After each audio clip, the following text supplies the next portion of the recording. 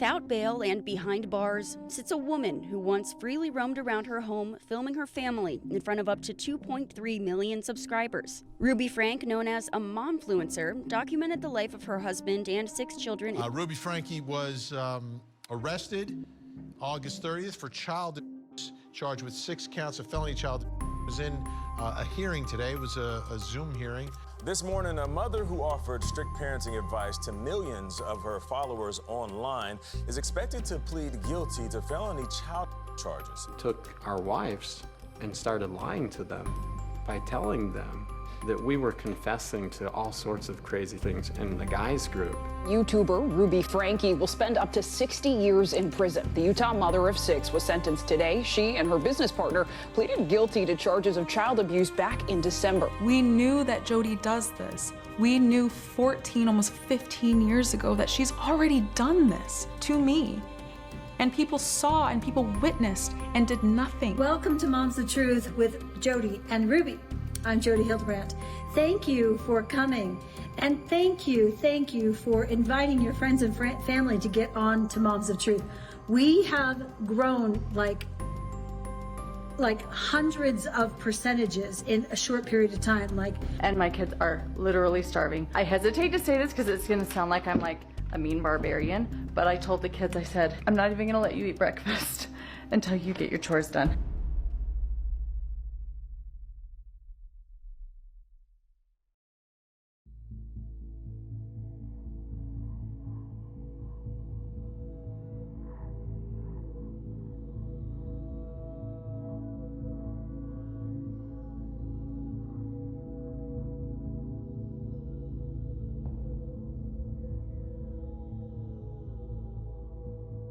I just had a 12-year-old boy show up here at my front door asking for help.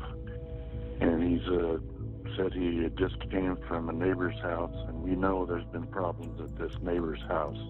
He's emaciated, he's got tape around his legs, he's hungry, and he's thirsty. How did you get out of the house? Porch. He went out. He says he just left through the porch at the neighbor's house. Her name is Jodi Hildebrandt, and she lives 2 doors up the street. His ankles are taped up, and he won't tell us why. Okay. But he has duct tape around each ankle. Yeah, there's sores around him. I think there's a good chance he's been... Oh, and he has them around his ankles. I mean, his wrists as well. Okay, this boy has been... He needs... This kid has obviously been... I think he's been detained. He's obviously covered in wounds.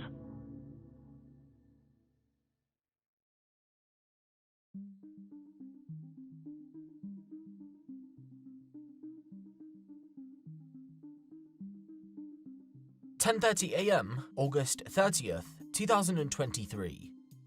A 12-year-old boy is picked up on surveillance camera footage trying to contact his neighbors at a property in Kayenta, a desert community in Ivins, Utah. However, no one answers, and so the boy continues to the next property in the scorching heat. When he arrives, he attempts to make contact with the neighbors who live there, but once again it seems as if no one's home. Just as the boy begins to leave, an elderly gentleman answers the door, and what happens next doesn't just bring the local community to a standstill, but rather sends shockwaves across the entire internet. The information given up by the boy would ultimately send detectives down a disturbing rabbit hole, and it would mark the end for one YouTube titan.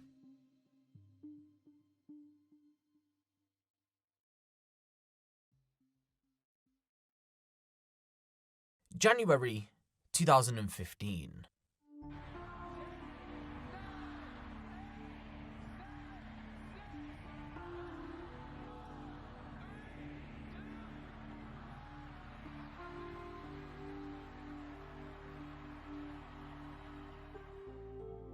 One Salman bin Abdulaziz Al Saud is crowned King of Saudi Arabia after the death of his half-brother, King Abdullah. The doomsday clock moves 2 minutes forward, leaving only 3 minutes from midnight due to the threat of ongoing wars and climate change. Malaysia officially declares the disappearance of missing flight MH370 an accident, and a 32-year-old woman from Utah uploads her first video onto YouTube. But little does she know, she's about to become a social media giant. But that isn't what she's going to be remembered for. Ruby Franke, a 32-year-old mum of 6, creates the 8 Passengers YouTube channel, and to test the waters, she posts an archived video from 2013. The family gathers in front of the camera. A brand new child is on the way. Find out if it's pink or if it's blue. Oh, I'm nervous. It's pink! It's going to be a girl! In January of 1982, a couple by the name of Chad and Jennifer Griffiths gave birth to a beautiful little girl. Her name's Ruby and she has the whole world at her feet.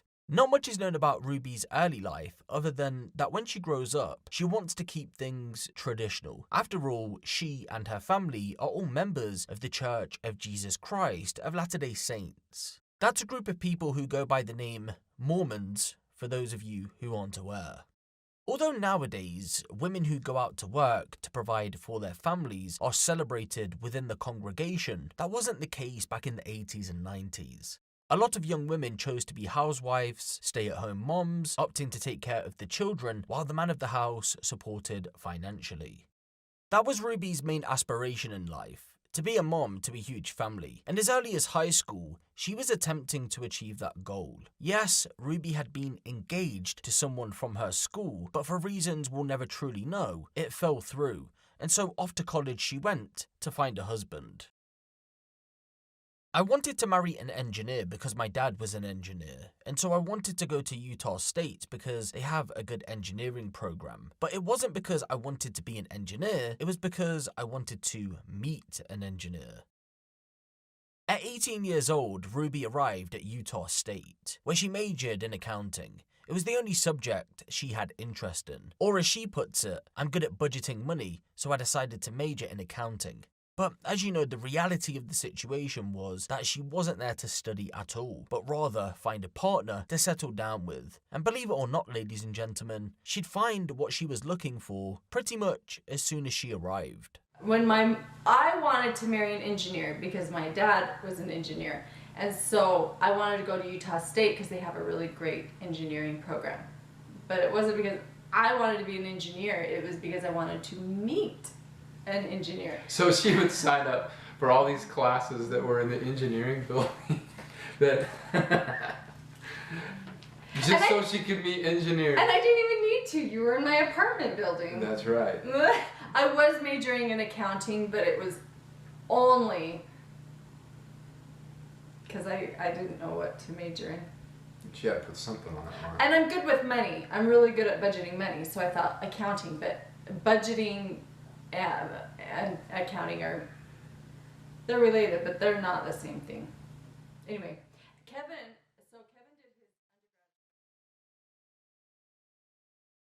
Kevin Franke was also a member of the Church of Jesus Christ of Latter-day Saints, although he and Ruby had never met prior to crossing paths at Utah State. Kevin had attended the college a year before Ruby arrived. He was majoring in civil engineering. By the end of his tenure, he would successfully achieve an undergraduate degree and found himself married to none other than Ruby Franke. Because believe it or not, just 2 weeks after dating, both Ruby and Kevin had got engaged. Then a few months after that, they tied the knot. The Frankes would leave Utah State in 2004 and relocated to Washington. That way, Kevin could continue to study and obtain a master's degree in civil engineering, which he did just a year later. In 2006, he used his new qualifications to secure himself a high-paying job as a geotechnical engineer. Now, you may be asking yourself, what was Ruby up to during this period? Well, she was living out her dream, of course, and up until 2006, she'd be a stay-at-home mom to 2 children, Sherry and Chad. Over the next 4 years, they'd have 2 more girls who we'll have to call A and J because they're children as of recording this video. The Frankies did attempt to have more children during their time in Washington, but Ruby had miscarried on a couple of occasions. After spending just over half a decade in Washington, the Frankies decided they wanted to head home to Utah. That way Kevin could study to get his PhD in civil engineering at Brigham Young University. The company Kevin had worked for had also granted him a transfer to a more local branch to Utah. That way he wouldn't lose out on work. So the family packed their bags and waved goodbye to the Evergreen State. It isn't entirely clear what the family got up to over the next year or so, but I think it's safe to say that more of the usual happened. Kevin would study and work, whilst Ruby tended to the children and the home. Oh, and let's not forget, new addition, who we'll have to call R, because he's a child as of recording this video, was added to the family. And so, life was perfect for the Franke family. It'd be quite difficult to imagine it getting any better, but after the move back to Utah, it did. You see, Kevin would go on to graduate with that PhD, and once it was acquired, he left his work to follow his goal of becoming a professor at BYU. Of course, he couldn't just jump into the role, so for the time being, he had to settle with being an assistant professor. Spoiler alert though, he did eventually become one. This new job role meant a higher wage packet for Kevin, and a higher standard of living for the whole family, so it's to no surprise that they went ahead and purchased this beautiful 4-bedroom home in the city of Springville. It was close enough to the main access point throughout the city, but was far from the busy streets, which meant it came with this breathtaking view of Powerhouse Mountain. Once the Frankies had settled into their new home, they tried on 3 separate occasions to have a child, but on 2 of those occasions, Ruby had miscarried. However, in 2013, they finally had their last child, who we'll have to call E because they're still a child as of recording this video. Was less about losing the baby and more about grieving that I was done having children. But I so wanted a 6th baby. I wanted one more. I wanted to try it and do it one more time.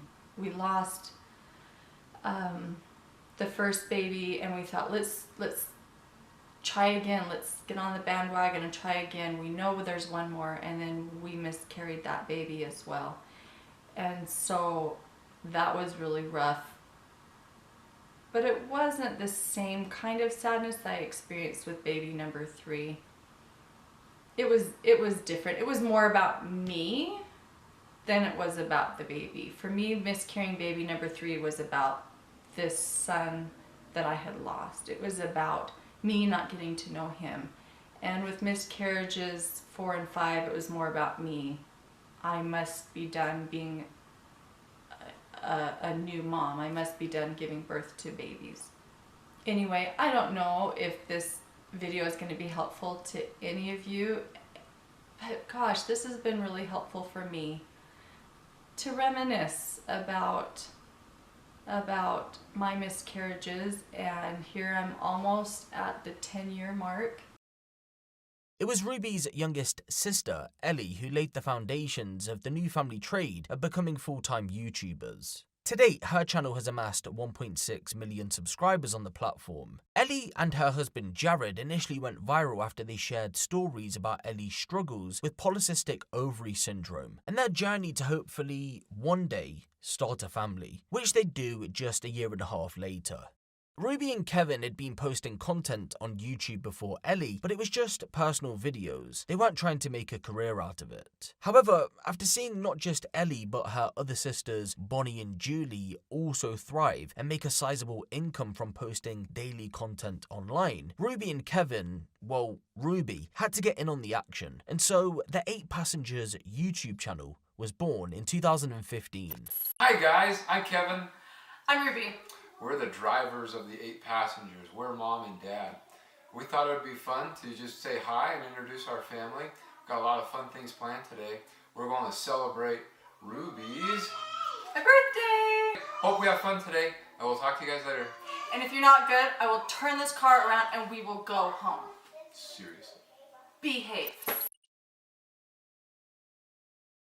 Family vlog channels have existed on YouTube since near enough the birth of the website. Of course, not everyone goes on to become a full-time YouTuber, but those who do tend to build a deep connection with their audience who become fully immersed in the content. After all, everyone has a family, and the audience can somewhat relate to what they're watching. However, this deeper connection means one thing. Viewers tend to pay attention to detail, especially when it comes to behavior changes. What do I mean by this? Well, a family will start a vlog. It's playful and entertaining. Then, years on, it becomes abusive and exploitative. That doesn't apply to just one YouTube channel. This behavior change is a part of a disturbing trend. Time and time again, we've seen channels with hundreds of thousands of subscribers in the spotlight for essentially abusing and exploiting their children for views. Take Jordan Cheyenne for example. Instead of consoling her son after their new puppy had contracted parvovirus, Jordan decided she'd get her camera out and video her son in a traumatic moment. She had also recorded herself asking him to fake cry for more views, but the thing was, he was actually upset.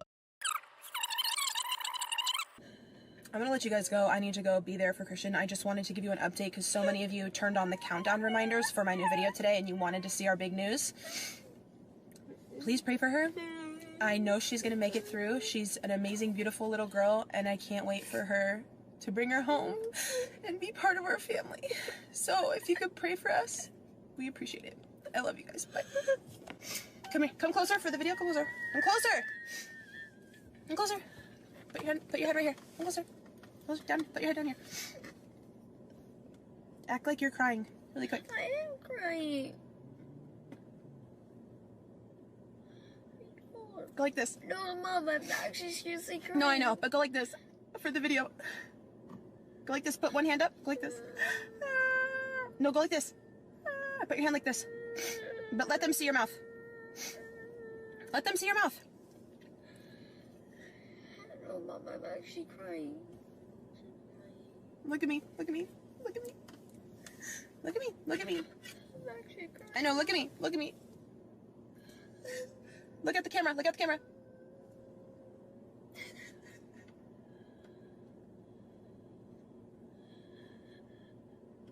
Okay. It's okay. It's okay. It's over. It's over. It's over. Or take Mike Estalfa for example, who adopted a disabled boy basically for clout, and then rehomed him. Yes, rehomed him. Her reasoning? Take a listen. So, I mean, you guys have been part of this adoption journey even before, we picked up Huxley throughout the whole process. And, with international adoption, sometimes there's unknowns and things that are not transparent on files and things like that. And once Huxley came home, there was a lot more special needs that we weren't aware of and that we were not told. So over the past few years, Huxley's been in numerous therapies to try to help him with all of his needs. And over the last year has been a more intense therapy that he's been in to try to help him as much as possible with his severe needs. And for us, it's been really hard hearing from the medical professionals a lot of their feedback and things that have been upsetting, really upsetting for us, because this is not what we've ever wanted to hear. We've never wanted to be in this position, and we've been trying to get his needs met and help him out as much as possible. It's really hard, isn't it? We truly love him. There's not an ounce of our body that doesn't love Huxley with all of our being. There wasn't a minute that I didn't try our hardest. And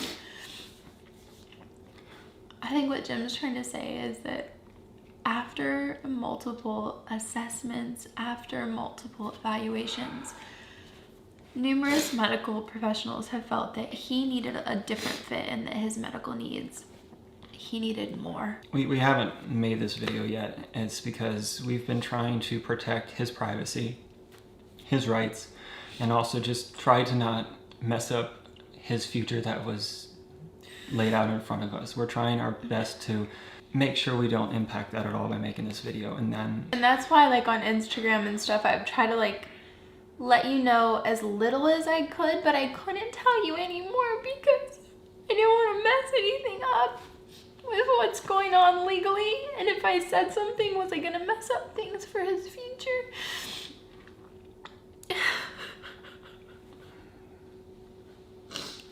And it's just been a really hard place to be in. Like, Then there's Jacqueline Paul, who posts her young child on social media. One of her target audiences, believe it or not, is none other than child predators, and she isn't doing anything to stop that. If your children are on social media and you haven't heard the story about what's going on with Ren, you need to listen up. Ren is 3, and she's absolutely adorable, absolutely adorable. Her mom posts lots and lots of videos, and they have 17.3 million followers on TikTok, which I had a hard time wrapping my head around. It's just videos of a toddler. What moms are noticing is how many times these videos of Ren are being saved. I'm not sure if you can actually see this when my icons show up here, but this has been saved 10,000 times. Then people started noticing what happens when you type Ren into the search bar. All these searches come up, and that's obviously the top searches for this thing. Most of them are gone now, but some of them were like Ren scandalous outfits. She's 3. One that still pops up is Ren pickle. People started noticing really disgusting comments that men were leaving, and they got really, really upset about it. Now, I'm not going to post any of the really disgusting comments, but I did notice that somebody posted this. She is so mature for her age. And I started thinking about, why was this comment bad? And then I realized I actually posted a video of my own daughter on my TikTok. My daughter does not have a TikTok because of all the disgusting things that happen on TikTok. But my daughter was doing the 3-2-1 bang challenge, and I posted it. And I got this comment: "Your daughter is kind of cute. Not gonna lie." Hey, Seuss. I thought that comment was innocent when it was posted, but it's not. And then I realized that the video of my daughter had been saved way too many times. So I removed the video, and then I went to her Instagram page, which is private, and I found accounts like this that were following my daughter. My daughter is 12 and a half. The issue with all of the saves and the follows are that people are watching your children and doing disgusting things. Protect your kids. The 8 passengers also fell into this trend. The entire packaging around the 8 Passengers YouTube channel was wrapped around what they did as a family and the dynamics of that. Viewers were quick to make a connection with them as the vlog was raw and authentic. The Frankes took the viewer through highs, lows, and everything in between. Most of the time, ladies and gentlemen, it wasn't adventurous. It was just an average day to day. During most of the vlogs, Ruby would show the audience her strict way of parenting that originated from her religious beliefs. The 8 Passengers were posting 5 times a week by 2016, and because Ruby had the camera rolling at all times, it meant the children were sometimes recorded when it was inappropriate. Ruby had traded their privacy for clout and money. The exploitation had already begun. Although the 8 Passengers would surpass 100,000 subscribers in 2016, it wasn't all happy days. You see, Ruby's behaviour towards her children was beginning to be called out, although it was a small crowd of people. In one instance, Sherry accidentally threw out an expensive blush brush that she had got for Christmas. I've had to come into the bathroom to cool off. I'm really upset at Sherry right now. And so I'm just gonna avoid talking to her for a little bit so I don't say anything I regret. And it's not a big deal. I mean, really it isn't. Someone in this book that I've been reading, one of the CEOs said, if it's a problem that can be solved with money, then it's not really a problem. And that's what this is. Sherry got a really nice blush brush for Christmas. Kind of an expensive blush brush. And I was asking her about it this morning. Where is it?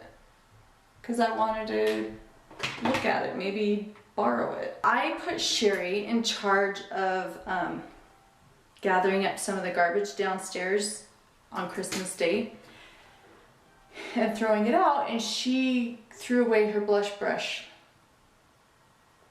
She didn't know what it was. She thought it was garbage and she threw it away. She threw it away!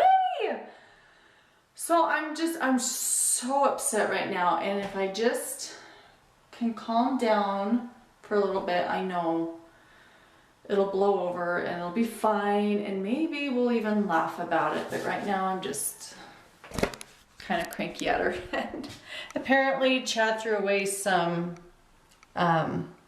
propellers for his drone he just found, so maybe the blush brush will still show up. I agree. Ruby's little rant made me so mad and feel bad for Sherry. What happens when Sherry sees that video and sees how mad her mum was over a makeup brush? I think Ruby was mad because now she won't be able to borrow it from Sherry. I was kind of on the fence about Ruby, and now her little rant made the decision for me. I'm just not a fan of hers. Such an overreaction about a blush brush. OMG, I don't regularly watch them, but I wanted to see. It wasn't even Ruby's brush. I'm embarrassed for Sherry. What if her peers see that? Ruby really overreacted and didn't think about people who know them seeing this video. She puts on this perfect mom act, but really she's immature and is easily frustrated, and it's hurting her kids.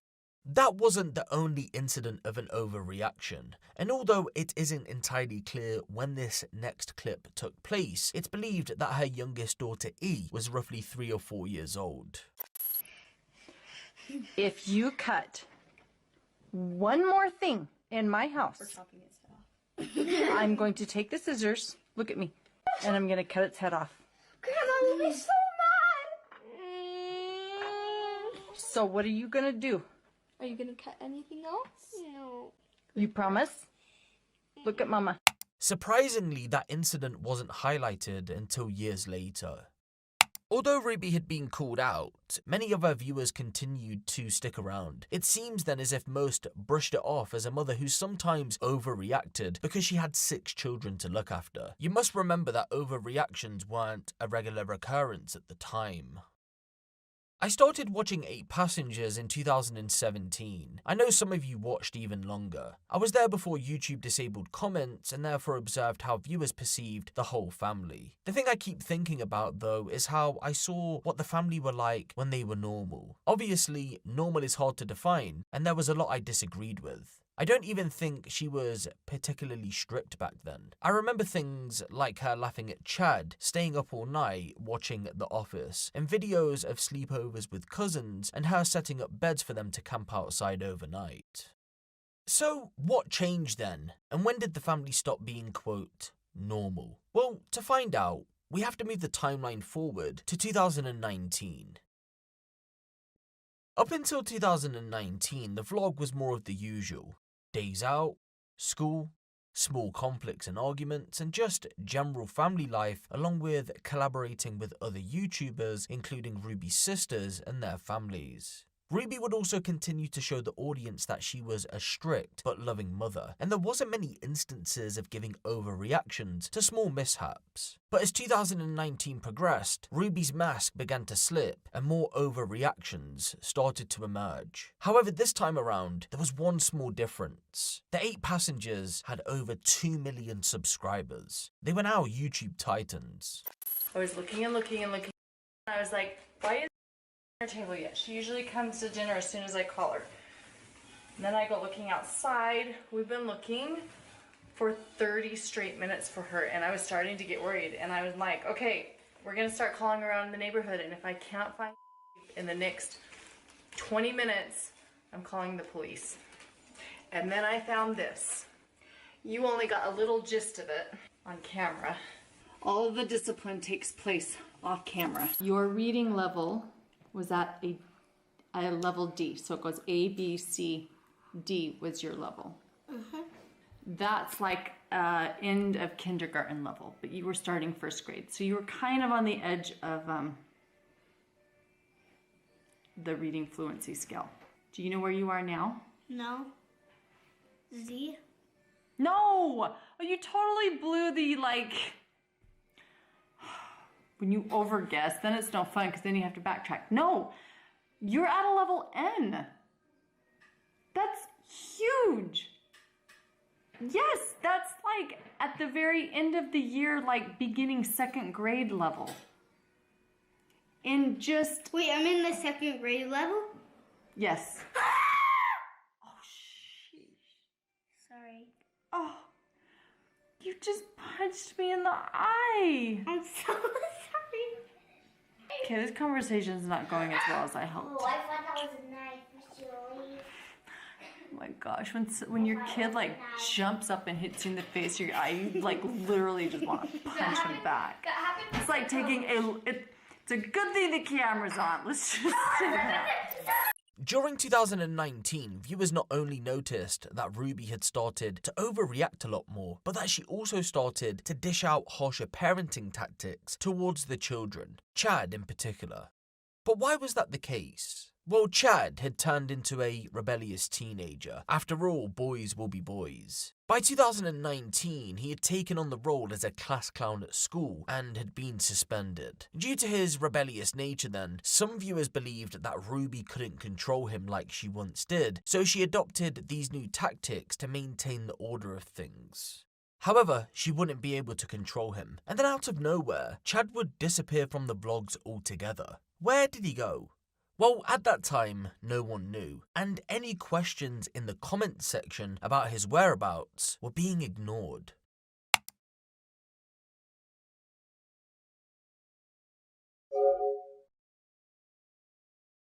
A wilderness therapy camp in North Carolina is under investigation after a 12-year-old boy died. He was staying at the camp. State officials say all children are now being removed from the Trails Carolina camp. All new admissions are being suspended, and police found the boy's body February 3rd. That was less than... On the 2nd of February 2024, a 12-year-old boy named only as CJH was taken from his home in New York to Trails, Carolina, a wilderness camp in Lake Toxaway set up to provide therapy and wilderness adventures for troubled kids. According to their website, their mission is to give children confidence, coping mechanisms, and communication skills that will help them become the best version of themselves. And by the sounds of that description, you'd think that this is essentially a camp that's filled with fun activities, there to guide children on the right path when they've gone off the rails, and well, if you thought that, you'd be wrong. CJH's lifeless body was discovered in a cabin he shared with other minors and 4 adults the day after he arrived at the camp. Upon entering the structure, we observed CJH laying in the floor of the bunkhouse on a mat. The body was in rigor mortis at the time and was cold to the touch. CJH was laying on his back with his arms on his chest and his knees bent upwards towards the sky. Detectives also stated that when CJH was found, he was wearing a hoodie and a t-shirt, but his trousers and underwear were laying next to him. When the people sharing the same cabin were questioned as to why that was, no one could answer. They noted an extended vein on his neck and possible bruising around the eye. Once they rolled the body, CJH began to foam at the mouth, which could have indicated that he ingested some sort of poison. According to officials, an autopsy showed that CJH's death appeared to be suspicious since he had arrived at the camp less than a day before his death. The forensic pathologist said the death appeared not to be natural, with the manner and cause of death still pending as of recording this video.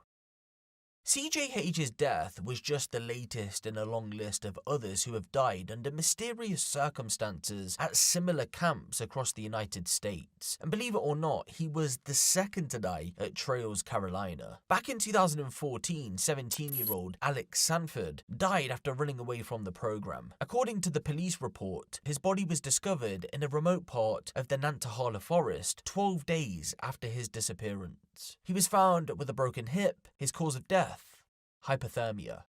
So, as you can see, these camps aren't the place you'd really want to send your child to. The thing is though, it isn't just death that takes place at these camps. For those who do survive, it's said that they're put through physical, psychological, and emotional abuse.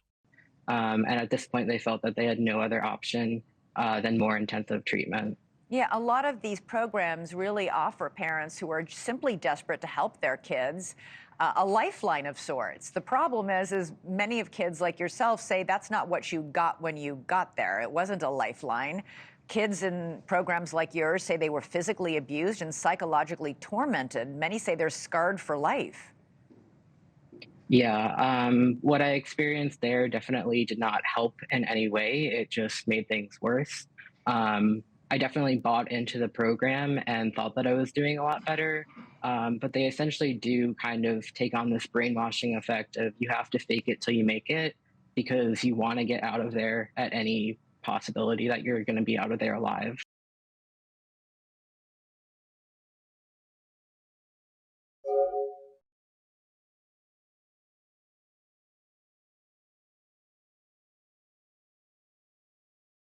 This, ladies and gentlemen, is where Chad Franke had been sent to, more specifically the Anasazi camp located in the heart of Arizona's White Mountains.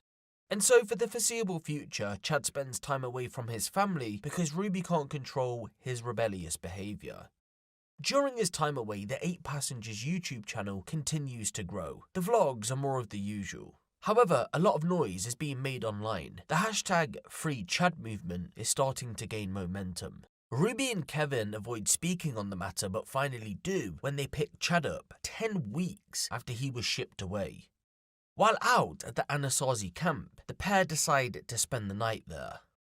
We debated whether we should talk to the viewers about what's been going on. We wanted to do the right thing, so we got a lot of opinions from a lot of adults.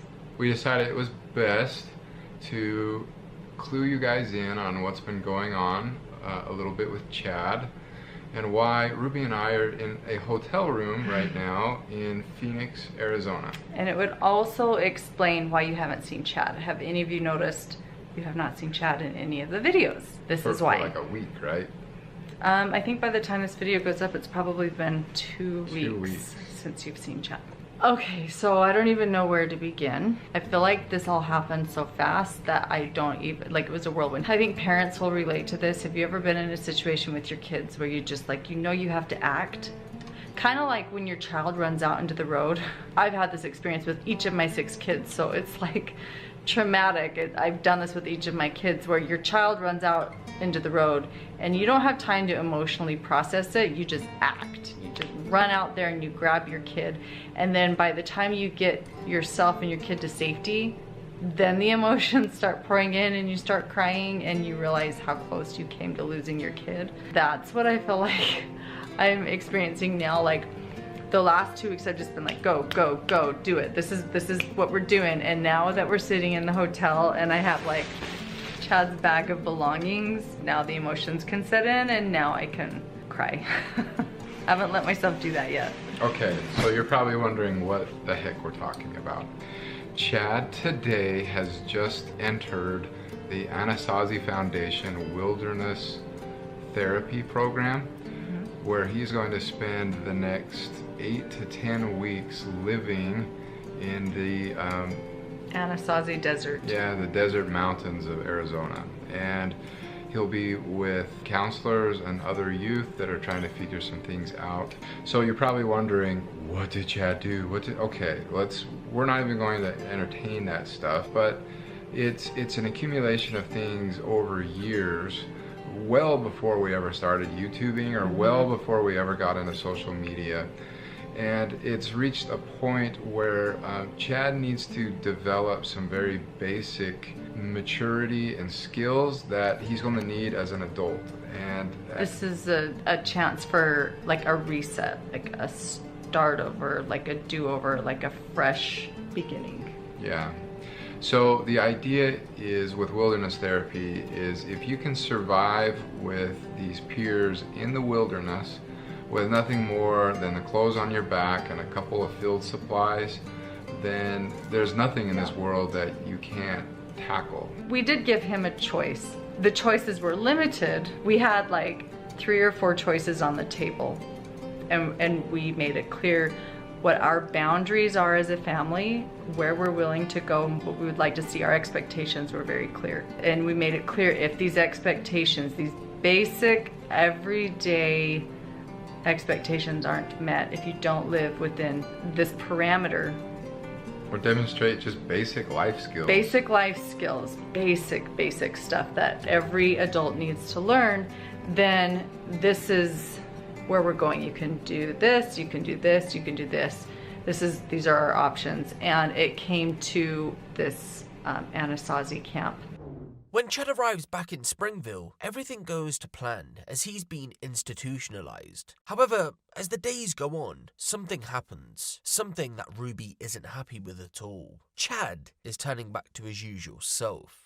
That rebellious teen that she knew all too well. In other words, ladies and gentlemen, the wilderness camp didn't work, and it was now time for Ruby to start implementing even harsher parenting tactics upon specifically Chad. Some of those tactics were ripped straight out of the Anasazi cookbook, others were clearly influenced by something else, or rather, someone else.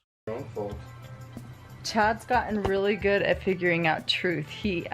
So tell me what you learned yesterday about. So I had a phone call yesterday with my therapist, and she taught me about truth and distortion. Mom probably talks about Jodi all the time, but I've mentioned Jodi a few times. She has a podcast called Connexions with an X. Oh yes, Jessi Hildebrandt, the Franke's therapist. She'll become more relevant as the story progresses, so we'll just put her on pause for just a moment.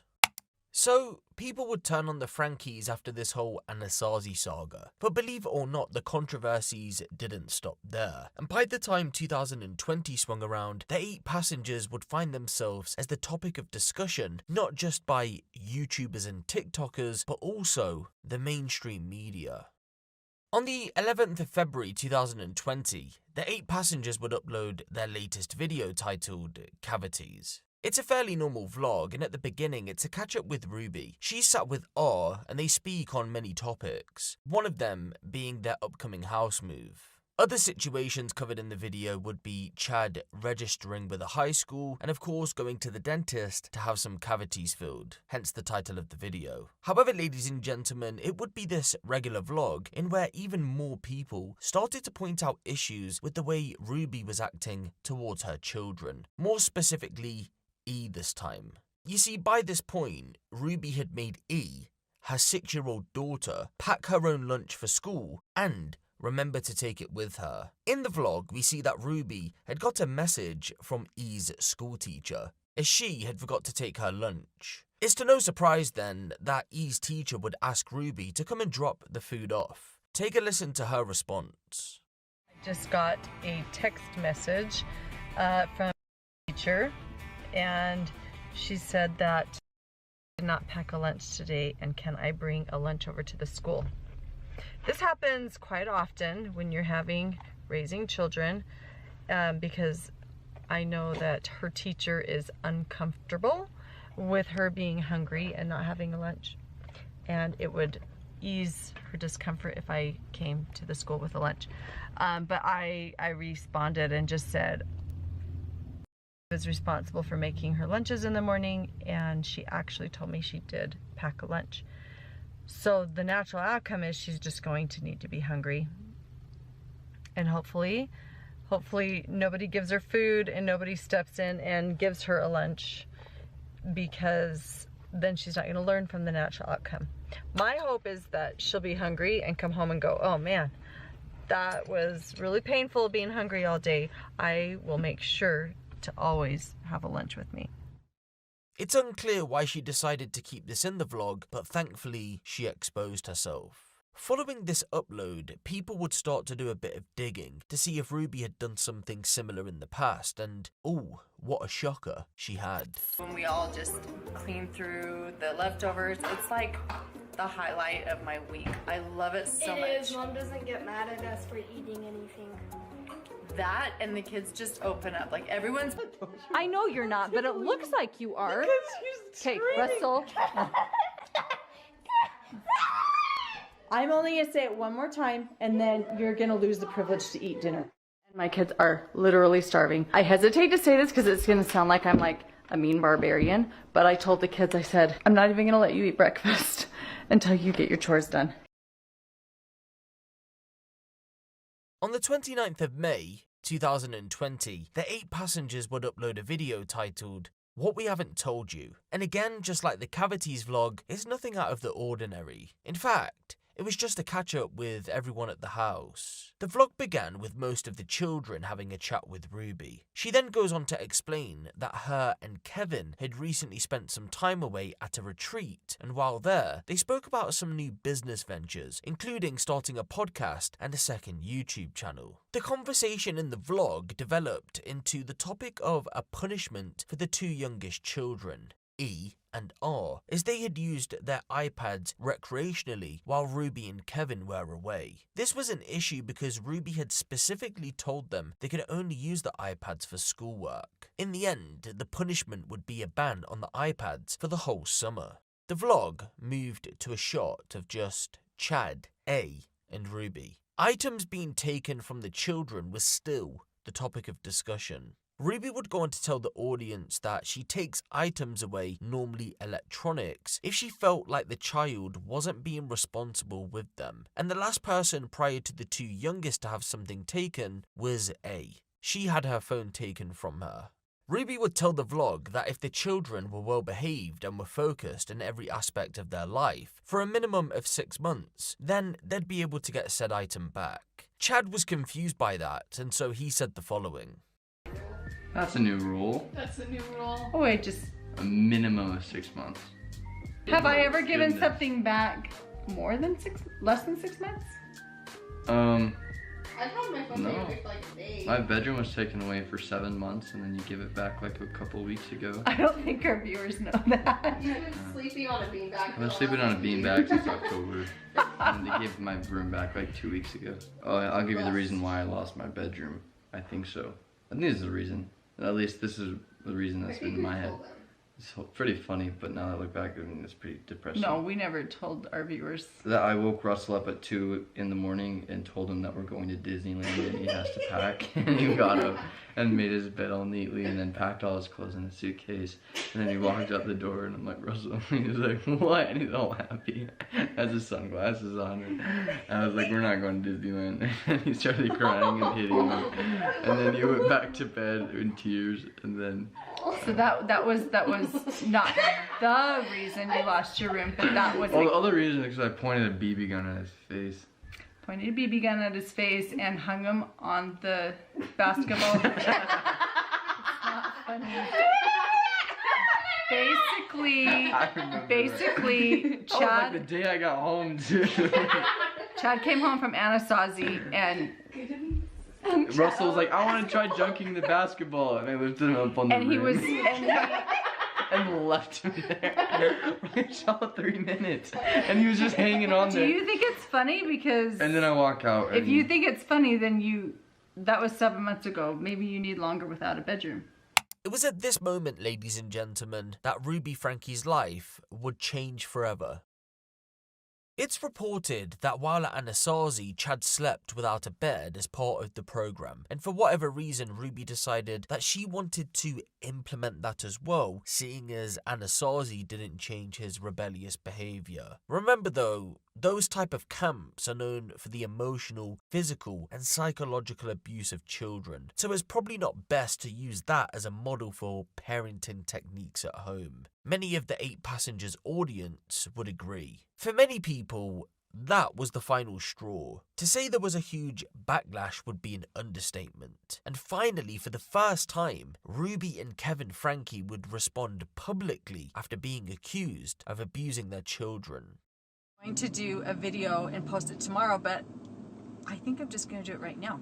I'm just going to talk about the responses to today's video just right here. So if you haven't been, oh, here's Kevin. He's gonna, hi guys, wants to talk too. So today's video we posted about, I didn't know Chad was gonna start talking and explain what some of the outcomes of his behaviors have been, and he did. And I told him, I said, you know, we can cut that out, we can edit it if you want. And he's like, no. He's like, it's fine. I'm totally fine having it in. I was like, all right, that's great. So I didn't anticipate all the upset. However, listening to all of your comments and your feedback and your feelings around things, it totally makes sense to me why you're angry and why you're upset. Yeah, I mean, we totally understand how it must look from your perspective, but So long before we started YouTube, there were a lot of behavioral and emotional challenges that we were dealing with our kids. And we've been consulting with mental health and emotional health professionals for years. And the things that we show and share and the things that many of you are criticizing and calling abusive are actually things that mental health professionals have counseled us to do. Yeah, I think I understand where some people are coming from. They're like, oh, abusive parents don't give their kids beds. And I totally agree with that. It's all on the motive.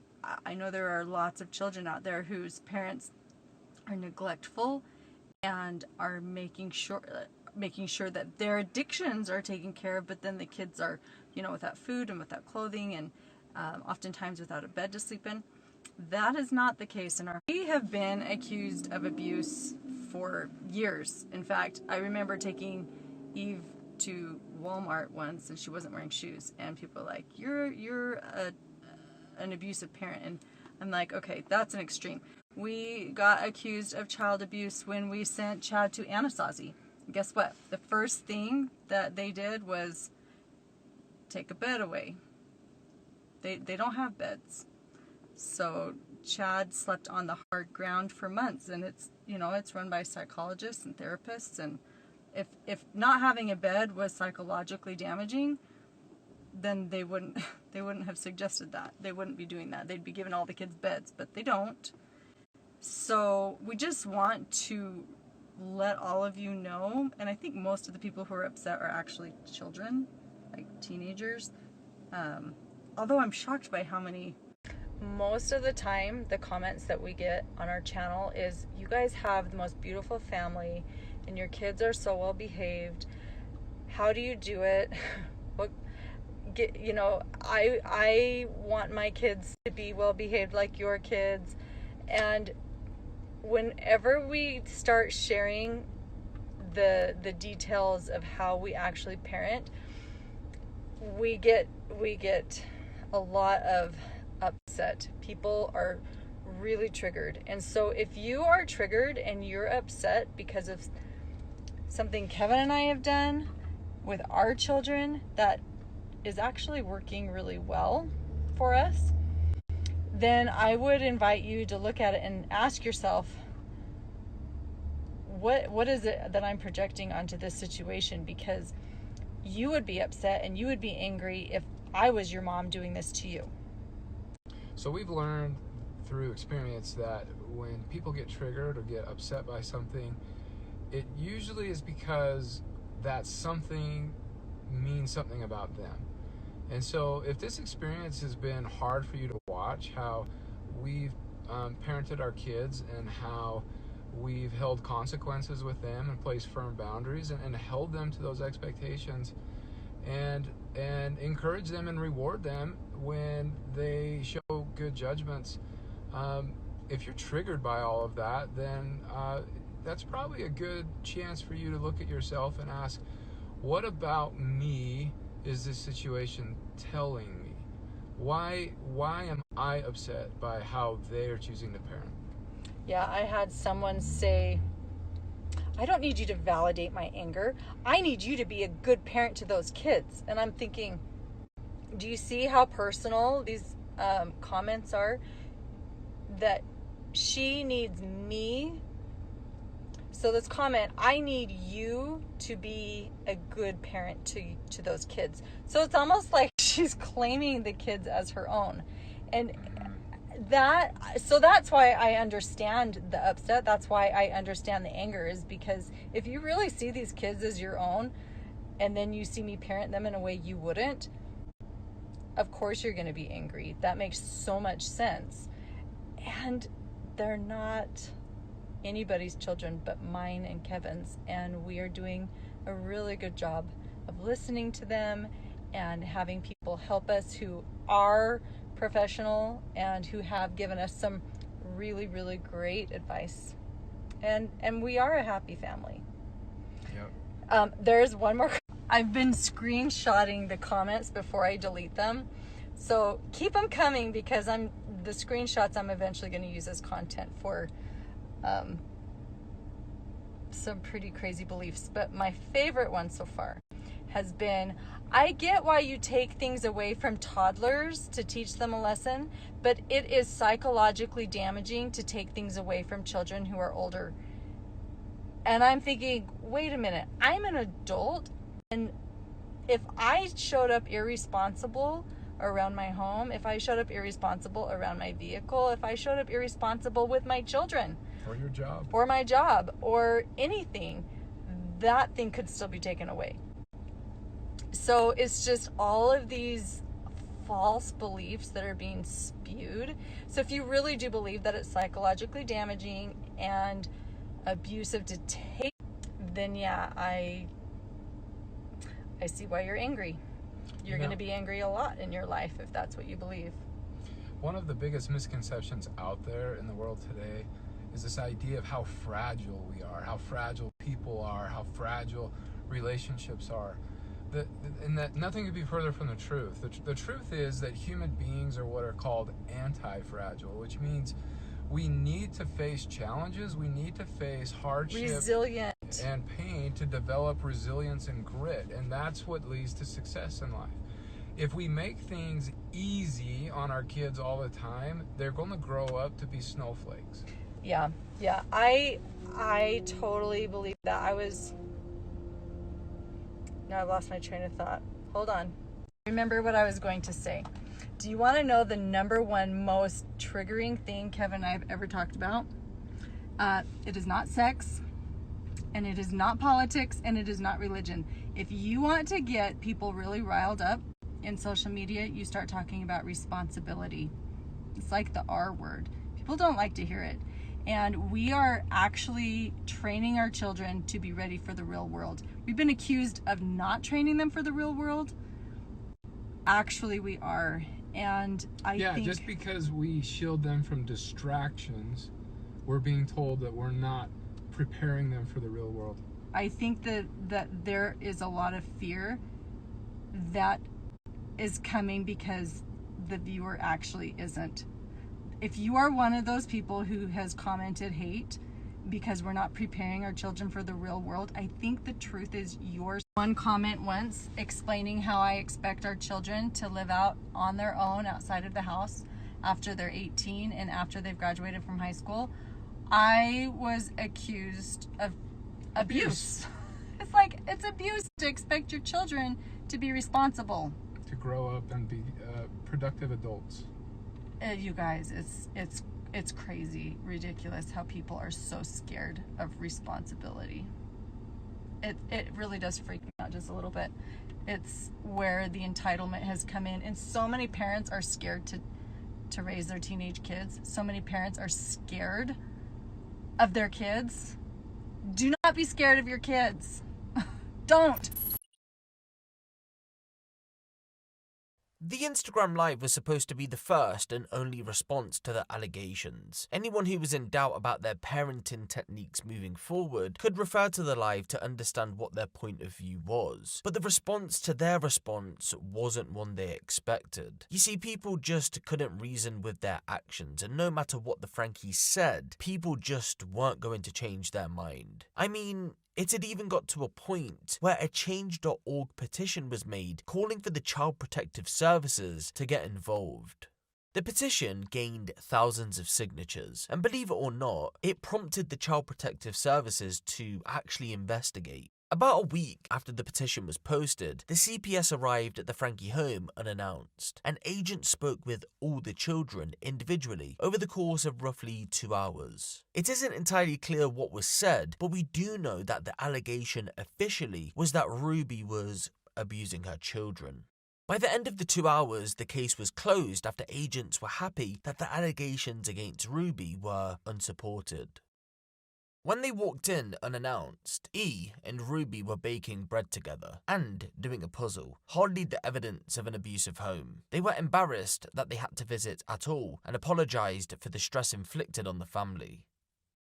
Now, if the CPS actually took the time out to go back and watch through the 8 passengers' videos before the visit, then their time at the Frankies' home would have been a lot different, because the evidence that they were looking for would have been discovered. Remember, it was the evidence from the videos that put Ruby on their radar in the first place, so it's confusing as to why that wasn't done. Viewers wouldn't have known about the CPS visit due to privacy reasons, but that didn't stop them from doing their own investigations. As part of their cases, they gathered said videos from 8 passengers' archives. Within a couple of days of the bed incident, both big and small content creators were making videos calling Ruby out about the abusive behavior towards her children and how she was profiting from exploiting them. Ruby's behavior was now on display for millions to see, so she and Kevin sat down with Business Insider to give their side of the story once again. In a nutshell, it's a defense piece that's supposed to make you reason with their actions, basically a written version of their Instagram story, with an added shot towards the content creators that had called them out, saying that they had taken things out of context and were pushing false narratives. Ruby said the kids had told her that they prayed for everyone who was sending negativity their way. One of her daughters told her that people were spreading rumours only because they were looking for acceptance. As for Chad, Kevin said he was in a wonderful place right now, with a good group of friends and a healthy outlook on life, where he holds high standards and high boundaries. This statement from Kevin Franke ends the article. He's definitely not chained up in our basement. Even though that was true, no children were chained up in his basement, the same couldn't be said for what was about to unfold in the near future, albeit not at the hands of Kevin Franke. During the fall of 2018, the Frankes were on the hunt for a therapist. Remember, that would have been for Chad's rebellious behaviour, but also they wanted one for general family and couples advice as well. After all, Kevin and Ruby had been married for 18 years. There was bound to be some strains on their relationship, even if that wasn't shown on camera. Paige Hannah, a family friend and fellow Mormon, told Ruby that she knew of a woman who could help, and just like her, she also had an online following. Meet Jodi Hildebrandt. Jodi, also a Mormon, was a licensed therapist who by that point had been in the business for well over a decade. After graduating from the University of Utah with a Master's of Science degree in educational psychology, she worked as a program director at a drug rehabilitation facility in Utah, specializing in addiction therapy, before eventually being employed by the Church of Jesus Christ of Latter-day Saints as a family services therapist, specializing in sex addictions. In 2006, Jodi decided to step away from the church to start her own private therapy practice. However, a lot of the work still came from members of the church. Moving forward, Jodi wouldn't specialize in one subject anymore. That wasn't her only business venture from around that time though, because shortly after, she became the director of another company, Lifestyle of Utah County. And again, a lot of the referrals came in from the church. Lifestyle of Utah County was a franchise-based mental health facility that offered a 3-phase treatment program to help individuals, partners, and couples impacted by porn addiction and other sexual compulsive behaviors. Working together with clients to improve their life situation is truly a pleasure for Jodi as a therapist. She engages with people from all walks of life and has an ability to connect throughout the process of therapy and self-examination. Throughout the process of therapy and self-examination, individuals, couples, and families achieve more satisfaction in their lives. She has a straightforward approach while also creating an environment of warmth and caring. Jodi has a comfortable office where clients can feel right at home. If we're to go off Lifestyle's testimony, then Jodi Hildebrandt is like many others in her field. She puts her patients first, respects their privacy, and wants to genuinely improve their lives. But in reality, that wasn't how she operated. A news article that was published a few years after she became director has the details. In 2008, Jodi Hildebrandt provided therapy to a married couple, identified only as Jane and John Doe. The pair had been referred to Lifestyle by their Mormon bishop as their marriage was on the rocks. talks. Between 2008 and 2010, Jodi repeatedly discussed the couple with higher-ups at their Mormon church, other mental health therapists, and Brigham Young University's ethics office without having signed authorization. She accused John Doe of having a serious sexual-related addiction as part of those discussions. However, John Doe would state that all claims made against him were false. She just lied. She was pushing an agenda to destroy my life. We came there for marriage counselling, and she pulled us into her porn marathon. She spent hardly any time knowing about my life, and she didn't want to talk about my personal goals or my progress. She would only threaten me that if I didn't take more sessions and have my wife take more sessions, the alleged addiction would destroy my life. Monthly bills would sometimes cost $2,000. Jodi Hildebrandt would be reported by the couple, and after an investigation was put on an 18-month probation period. During the 18 months, she'd be able to operate as normal, but had to meet 22 conditions or would face losing her license. To no surprise, she would successfully complete probation. But this behaviour didn't stop there, because years on, more and more people would come out to give their testimony about Jodi's sinister practices. So just a little background, basically when my wife and I went to couples counseling, I think I was like 20. I'm going to be turning 22 this next Friday. And so it was a short time ago. We ended up going to Jodi Hildebrandt at the recommendation of our bishop, and we basically we started our sessions, and I immediately felt uncomfortable with Jodi. I thought she was really weird. I felt like she definitely picked a side very early on who she was going to believe and who she was going to not believe. And as I am pretty dang sure a lot of you are aware of, Jodi is a man-hater. So she made me very uncomfortable, but obviously I chose to try.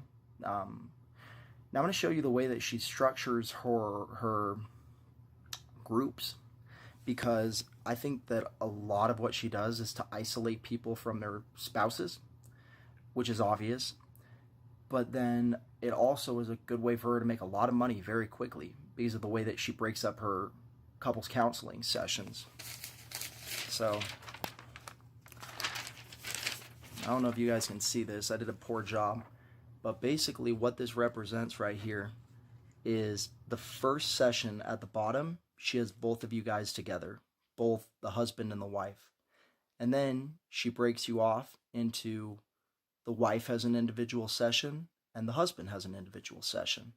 And then you end up going to the men's group for the husband and the women's group for the wife. And up there at the top is a $sign representing Jodi making a crap ton of money for, well, separating you from your spouse when you're trying to do couples counseling. I was only there for 2 sessions. Like I said, I immediately felt that she was a little bit off. I had that intuition. I call it the Holy Ghost. You can call it whatever you want. And I felt like she was not a good therapist. My ex-wife, she did kind of like her for a short period of time. But after I quit after 2 sessions, and Jodi sent me a really nasty message via text, basically saying that, you know, if you want to fix your marriage, well, you're the problem. And, you know, like, your wife's trying so hard and you're not trying. I'm sorry, but I initiated couples counseling in the first place. I was definitely there to try to make my marriage work. And so was my ex-wife. We did what we want. Like, we tried. And we tried with other couples counselors after her, so just rest assured that luckily she wasn't the final straw. But she was for a lot of people. And she has split apart families. And she has manipulated people into damaging good relationships with good people.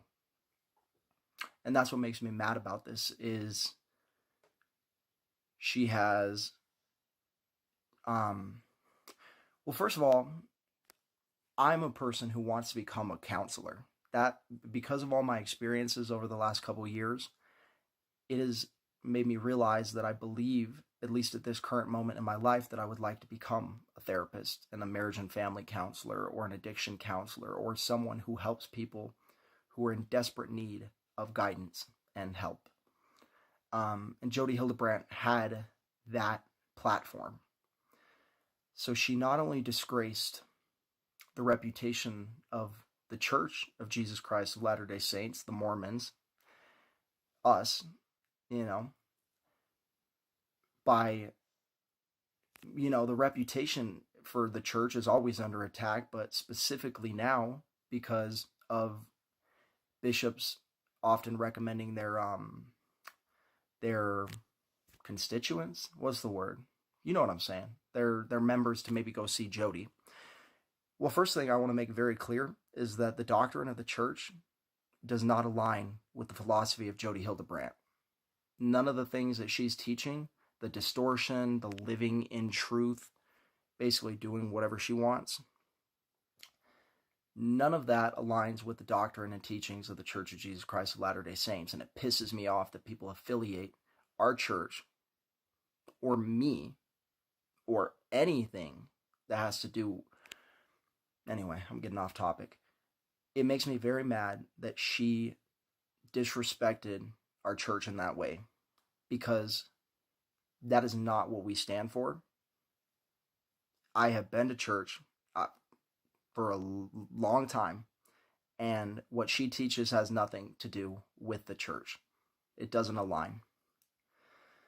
But on top of that, as someone who wants to go into being a mental health professional, it upsets me very strongly that she took that trust that patients have for their counselor, and she abused that trust, and she manipulated people in ways that they may never recover from.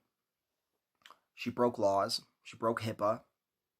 She intentionally damaged the lives of people, which is a direct violation of everything a therapist is supposed to do for their clients. We're supposed to love them, like truthfully, deeply love them. And these are people who are vulnerable. Children are vulnerable. But people who come to a therapist saying, my marriage is hanging on by a thread. Can you help me? For you to take advantage of that position that you have in order to manipulate people is disgusting. And it hurts me to know that there are counselors out there that will do stuff like that. My marriage did not end because of Jodi Hildebrandt, but it did suffer during those weeks because of Jodi Hildebrandt's philosophies. And so seeing her all over the internet is very frustrating to me. It's triggering. I don't like the term triggering, but I can't think of a better word to describe it. It is very triggering to see her face in every thumbnail, because I'm trying to slowly digest the content and figure out, just little by little, I'm taking in this content, trying to figure out what's going on and what happened and what's going to happen. And honestly, she's not convicted yet, which means that she's innocent until proven guilty, because I believe in that flag right there. I don't even know if you can see it. The United States flag hangs on my wall, so I believe in the Constitution, and I believe in the right to a fair, reasonable trial. But I have no doubt in my mind that Jodi Hildebrandt is guilty of what everyone else is saying, because of the experience that I had with her, her ability to do great harm to the people around her. And I do not know what psychological condition has put her in this mindset. I don't know if she's absolutely a narcissist, but I don't like to throw that term around. But she's something's wrong with her. And I hope she never practices any form of therapy ever again. And that's at the bare minimum, because I do think she needs to spend a significant amount of time, if not the rest of her life, in prison. She won't get life in prison, but I honestly think people like this should not be walking in the general public to hurt people. So, this is a video I've been told by people like, hey, go ahead and make a video, make a TikTok. I don't know who needs to see this, or yeah, I don't know who needs to see this, but what I will say is that there is a quote that that John Deloney, if any of you guys follow Dr. John Deloney's show, he always says that grief demands a witness, and this is something that I may not be grieving per se, but it's been a trauma in my life to realize that a person that I trusted with a part of my family's decision making, even if it was for a short period of time, it makes you question your judgment. It makes you question your bishop. It makes you question your church, maybe. I mean, not me right now, but a lot of people, it has steered them in the wrong direction. And that is inexcusable, really. I had a few notes of what I wanted to say, so let me take a look and see if there's anything else I need to cover. But yeah, just my firsthand experience with Jodi Hildebrandt was awful. My experience seeing this all come to light has been pretty uncomfortable, pretty, I wouldn't say overwhelming. I'm going to a great therapist right now. The guy's awesome, so I'm not concerned about being taken advantage of, being manipulated, but I know there are people out there who can't find a good therapist, and I just want to let you know, please keep looking. Please keep looking, because women and men like Jodi Hildebrandt, they're out there, and you can't let them be the reason why you don't pursue any kind of mental health care treatment, because it is important, because there are people like me who are out there and we care. I'm not a license yet. I'll see you in 5 years or whenever I become a therapist, in school for it now. But there are people out there who care. And I hope that the church is not being questioned by people because of this. And I hope that mental health professionals that are trustworthy are still able to help people. Because if mental health is stigmatized by some people anyway, this doesn't help. So I just wanted to make it very clear that bad people like this exist, but we are obligated by our own conscience to do better and to try to make ourselves healthy. And therapy can help with that. Church can help with that. Maybe you don't go to church. It doesn't matter. I'm not judging. I'm just saying, don't pull away from the things that could benefit you because of the bad apples. I know they say bad apples destroy a bunch. Bad apples ruin a bunch. That's some quote from some Morgan Freeman movie where he's a principal. Good movie, by the way. I think it was Stand By Me. And as you can tell, I'm kind of off topic on everything. But so is our president. So maybe I'll be the next president. That's just a joke for you. But I just want to let you guys know that, yes, I am somewhat a victim of Jodi Hildebrandt. And there are a lot of victims out there who have a responsibility to do the best with the rest of their lives and to heal. And I just want to say, if anyone else is a victim, feel free to reach out to me, because to an extent, because I didn't commit to Jodi as long as a lot of people did for obvious reasons. Feel free to reach out and let me know your story. And if you feel comfortable putting your face in front of a camera, that helps. But I don't really know if I have much more to say. I'm sorry this video is kind of dragging along, but I just want people to know that this whole situation sucks. And I hope Jodi gets the maximum sentence that she can possibly get. I hope she does not have the opportunity to hurt people like this again. I have some other thoughts that are very angry that I won't share, but I'm definitely not rooting for Jodi right now. I'm rooting very heavily against her for obvious reasons. because nobody deserves to be treated like this by narcissistic people. And I hate to see it. So that's all I really have to say. Thank you for your time, and keep pursuing mental health and keep pursuing church. If you're a member, don't let this be the thing that knocks you off of your ladder. Keep climbing. Jodi Hildebrandt would phase out both of her business ventures during her probation period and turned her attention to a new project called Connexions Classroom.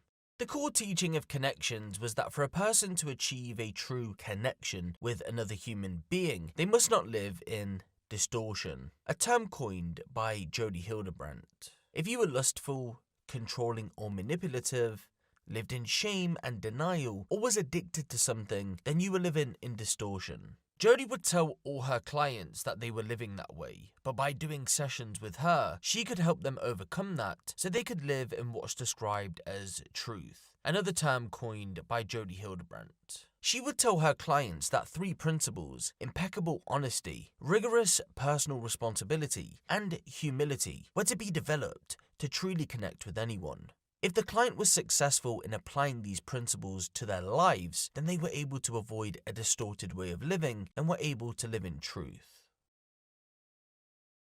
So, it's the fall of 2018, and as you know, Ruby started to carry out harsher parenting tactics, especially towards Chad. If you hadn't guessed it by now, Jodi was the one telling Ruby to implement them. She had been the person to not only suggest sending Chad to Anasazi, but also advised the Frankies to remove his bed when he got back. And how do we know for certain that it was her giving this advice? Well, from the Frankies' own testimony, the only therapist that was involved with them was Jodi. And so if we go to the Instagram Live from 2020, it's clear that Jodi was the one who was really pulling the strings, whilst Ruby was acting as an enforcer. By the fall of 2019, Kevin and Ruby Franke had become members of Connexions classrooms, where they often gave talks about their own personal experiences. The goal for at least Ruby was to become what's described as a life coach. Not a qualified therapist, but rather someone who could give advice to others. That way, it sat within the legal threshold. Alongside guest speaking for Connexions, Kevin would agree to take part in a 3-month, 12-step men's-only program to try and tackle his addiction with porn in January of 2020. Although what should be noted is that it isn't exactly clear how much of an issue this was. One look online will tell you that what Mormons consider as an addiction doesn't necessarily mean that it actually is. In April of 2020, Kevin completed his 12-step plan. Looking back, he said, it really helped his marriage and life in general. But after the plan, he felt like he didn't need any more sessions. The thing was though, Jodi didn't want him to leave. She wanted him to continue on with his therapy, and so she challenged him to have a vulnerable conversation about how his lustful choices had affected Ruby physically, emotionally, and psychologically.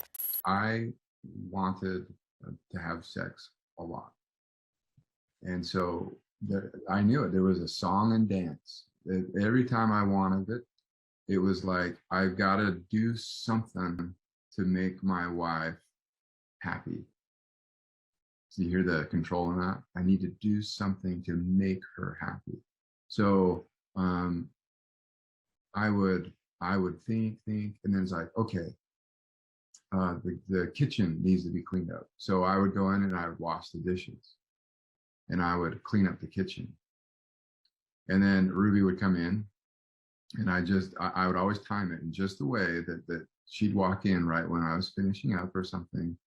And then she would say, oh, thank you. And I'd say, yes, I washed the dishes.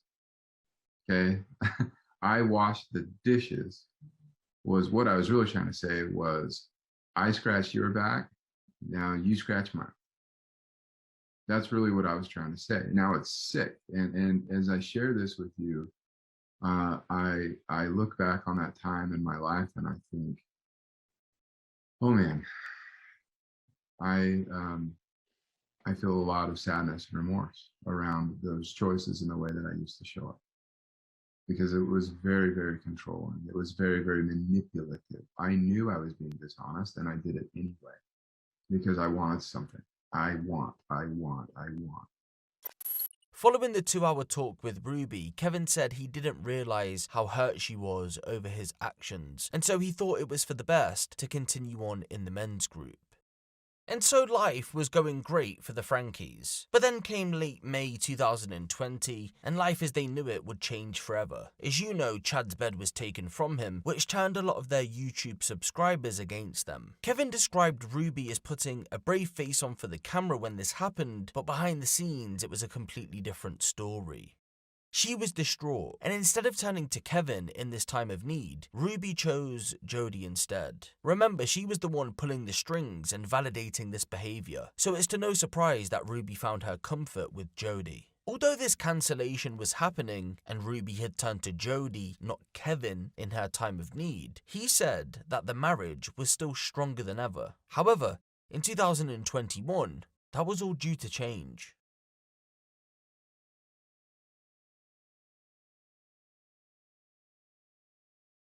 March 2021.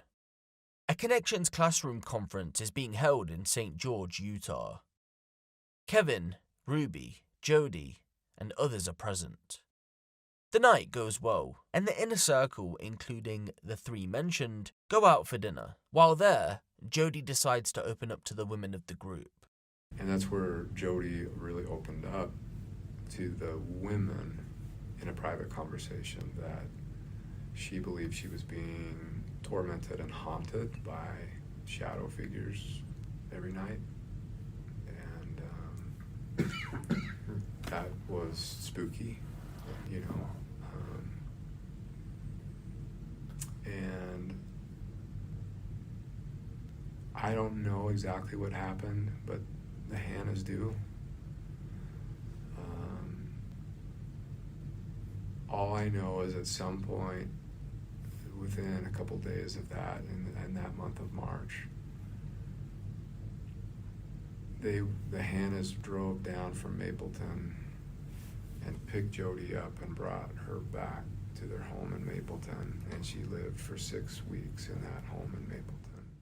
According to Kevin, Jodi would tell people that she had essentially been kidnapped by the Hannahs and held against her will for 6 weeks, before finally being let go. However, according to the Hannahs, they say that Jodi had begun to stab herself and had tried to seduce Johnny Hannah, Paige's husband, so they kicked her out of the home. Somewhere around mid-April, Jodi was back in her home in Ivins, and she was a hot mess. And she reached out to Ruby for help.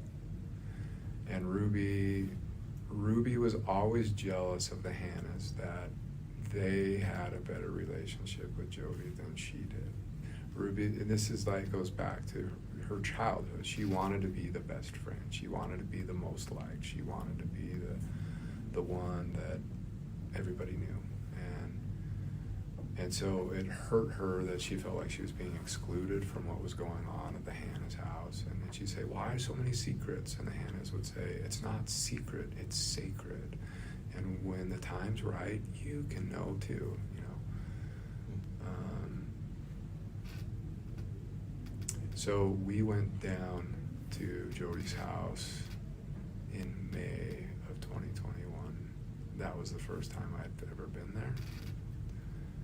And it blew my mind, as I'm sure you have walked in there and gone, how does a therapist live like this? Like,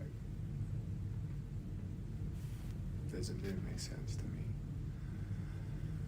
But we were there, and she opened up and talked about, you know, her struggles and what was going on. And I gotta say, like, I'm a smart guy. I'm an engineer.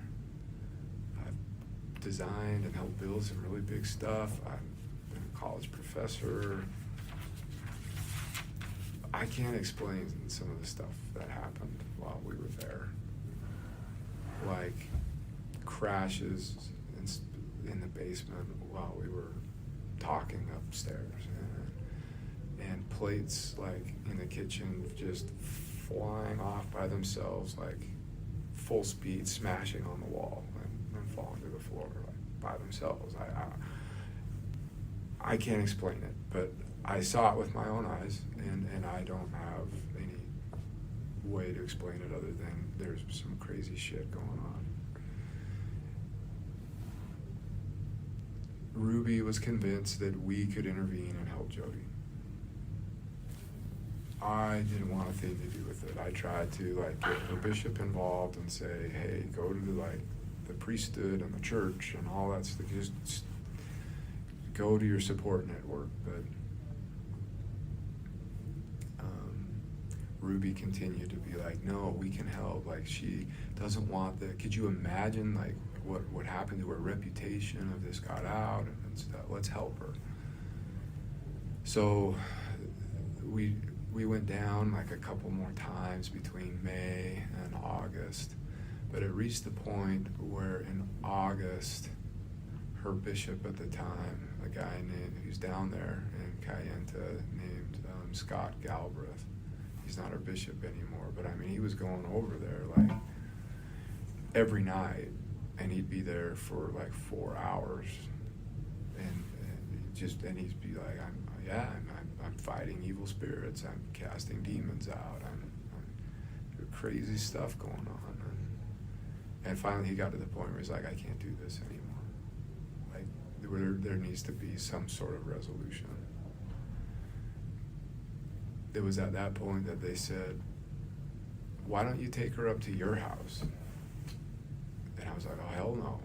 Like, I don't want this in my house. But I was beaten over the head with it. Like, that's really insensitive. You know, she's done so much to help our family, and you're being selfish, and she has needs, and come on, like, it won't be for long. And so I relented, and I was like, okay, actually, you know, this could kind of be fun. Let's just make it fun, and we'll, like, she needs a vacation, so we'll just go take drives up the canyon and stuff like that. And it turned into just a crazy house. The moment she showed up in my house, just the weirdest crap started happening. Lights turning on and off, sounds of people walking in walls, and like sounds like footprints going up walls and across the ceiling, and like stuff floating around, and it was just, it was weird, and I hated it. And I became the resident exorcist. That was the title I came up with myself. I thought it was kind of funny, but it was my job to like go and give her blessings whenever she started to like go into a trance and go into possession, and which started to be a lot. And Ruby would go up and check on her. It started like every 4 hours at night, and then it moved every 2 hours at night, then it moved every hour at night, and then at some point Ruby said, you know what, I'm just going to start sleeping in there, and if I need you, I'll come down and get you. I'm like, that's kind of weird, but okay. And that was that. They started sleeping in the same bed, and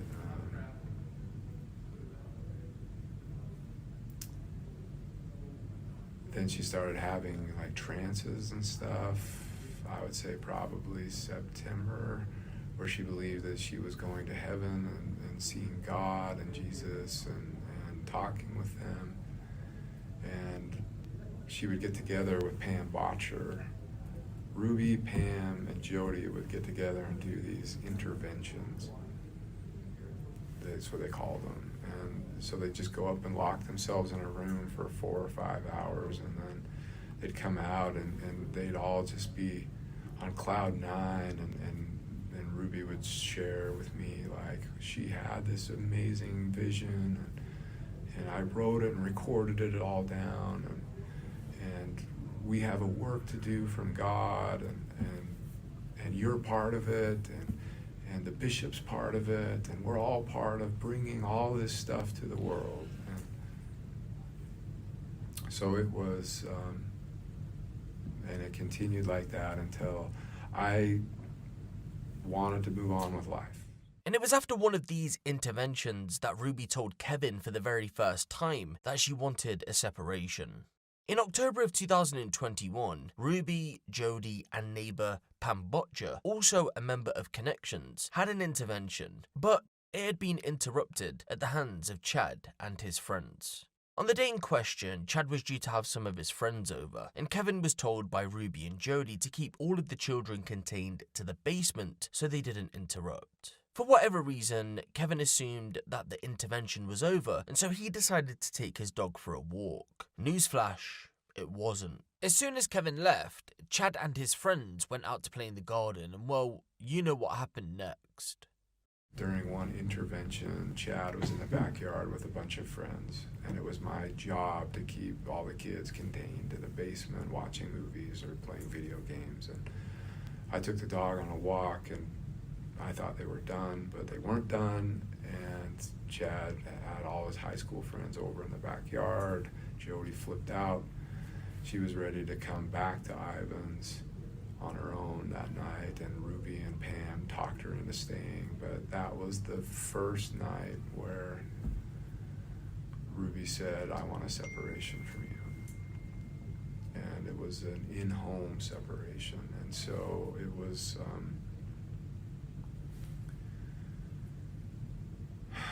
it was hard. Basically, there were all these rules now placed on me. Like, I could leave when I wanted, but I couldn't come back until Ruby gave me permission. I couldn't come into the kitchen to eat until Ruby gave me permission. And the upstairs where Jodi roamed was completely off limits. I couldn't go upstairs anymore in my own house. And there would be, Ruby would dictate all of the terms of how our interactions would be, when we would talk, and that was hard. And it was during that time that I really became, I would say, dependent upon Ruby. Like, if she said a kind word to me, like, my whole day was made, right? And so that separation continued all the way up until the holidays, maybe the last week of December, first week of January, and then Ruby ended that separation. Jodi went home the second week of January. But by that time, like, Ruby, Pam, and Jodi were completely determined to do this work that they felt God had. By the fall of 2021, a lot of changes had happened in the Franke household. Jodi had been running things, and Kevin, well, he had been reduced to the level of one of the children. More significantly though, the 8 passengers had been taking huge breaks between uploads, leaving many wondering what the family were getting up to.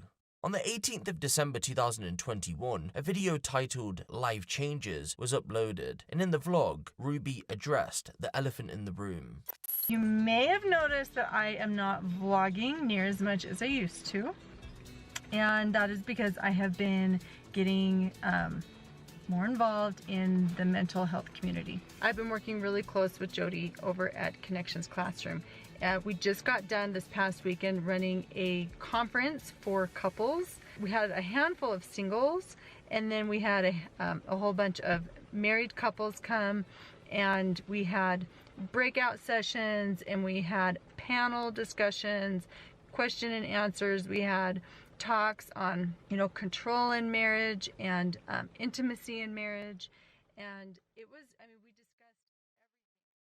So that's where Ruby's focus was now. She decided to stop posting to 8 passengers and started to work with Jodi to create content for Connexions. Within a few days of posting that vlog, Ruby would find herself in hot water once again after more abuse allegations would emerge. I'm scared to share this because knowing people these days, I don't know if people are gonna, how they're gonna respond. So Kevin and I, we have 6 children. The 2 youngest are showing long patterns of selfishness. They have been showing through their choices their unwillingness to repent, their unwillingness to feel sorrow over some pretty egregious choices that they've made. So Kevin and I have decided that we are going to give the gift of truth to them this year for Christmas. We are going to give them the gift of boundaries, and we're going to give them the gift of repentance. So we sat down with them, and we told these two what our expectations were again, and we let them know how deeply sorrowful we've been because of the choices that they've been making, and how it's affected their teachers at school, it's affected their peers, it's affected our home, the siblings, and we just laid it out very clear. And we told them that this year they are not going to be visited by Santa. So they will, and we prepped them, we let them know that the Christmas morning, their 4 older siblings will be getting Christmas presents to open, and that they will have the gift of love from their dad and I, because we want them to really have a visceral experience that hits them. So up until now, I was really hoping that like keeping them home from school and wiping the floorboards would like really bring pain, like, oh my gosh, I really want to change this behavior that I've been exhibiting. And it wasn't painful for them. They're like, oh yay, we get to stay home from school and clean floorboards. This is kind of fun. It's like, so, you know, they've had these visceral experiences, you know, and they haven't affected them. It's because they're so numb. And so the more numb your child is, the greater experience, the bigger the outcome. They need to wake them up. You're not going to push a boulder with just your hands. You need some real leverage. And the biggest leverage that a little child has is probably Santa Claus. And so I expressed to them that I love your soul more than anything in this world. And I literally would do anything to invite you into repentance. And I know parents say that I would do anything for my kid, but really what I think most parents are saying is I would give anything to you if I would pay any price monetarily. I don't know how many parents are actually willing to put any boundary in place that would bring a turnaround, that would really bring repentance.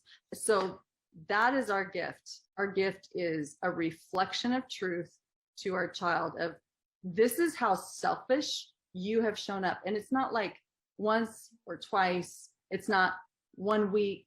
This is like months and months and months and months and months you have shown up this selfish. And so I'm going to reflect truth to you equally, which is about the equivalent of Santa not coming. And look who came to validate Ruby's actions, none other than Jodi Hildebrandt. Merry Christmas 2021. My name is Jodi Hildebrandt, and I am the CEO and founder of Connexions Classroom. And I was deeply, deeply saddened by some of the comments that have been made on our social media platform in a reactionary measure to the couples conference that we had last weekend, or couples workshop that we had, talking about truth and distortion. And for those of you who decided to be aggressive and mean and use foul language and be attacking, all of those people would be choosing to live in distortion, which means they're not willing to be empathic. They're not willing to stop and think about their responsibility. They're just reacting to something that they disagree with without being thoughtful about what exactly was being shared. So those of you who sincerely have questions, I want to respond to those. So one of the questions is, was this manipulative? Is this going to cause childhood trauma? And then the last question was, young children show up selfishly. Why do something according to these particular comments that looks drastic? I want to respond to those. So I have dedicated my life to truth, and truth has been hated since the beginning of time. Since Adam and Eve, truth has been hated. So it doesn't surprise me that distortion is attacking truth. And those of you who have been mean and aggressive and hateful in your comments, you are the reason why there's so much distortion in the world, because you keep perpetuating it. Those of you who are sincere and really would like to know, like, why are these parents, Kevin and Ruby, doing what they're doing? I'd like to respond to that. Kevin and Ruby have 6 children, and they have learned how to live in truth. And so I can't explain all of the details in 3 minutes, but let me just describe to you some of the principles that they're using to govern their decisions. Several of their children, 2 of their children in particular, have been making choices that have been very, very selfish. And when someone starts becoming selfish, they don't feel empathy for people any longer. It's really clear by some of the comments that have been made that these children or these young adults don't feel empathy for people. And so they don't even know me, and they've attacked me personally. They've sent messages of, I'm going to, destroy you. I'm going to attack your Google reviews. I'm going to hurt you if you do not do what I tell you to do. That is all distorted behavior, and it's coming from a place of incredible selfishness, which at the base of that is distortion. On the 3rd of January 2022, the 8 passengers would post their final vlog titled E's Baptism, and that's exactly what the video consisted of, her baptism. It isn't entirely clear whether the Christmas-related backlash was the reason for this last upload, or whether it was because Ruby wanted to fully focus on Connexions content. Who knows, maybe it was a bit of both.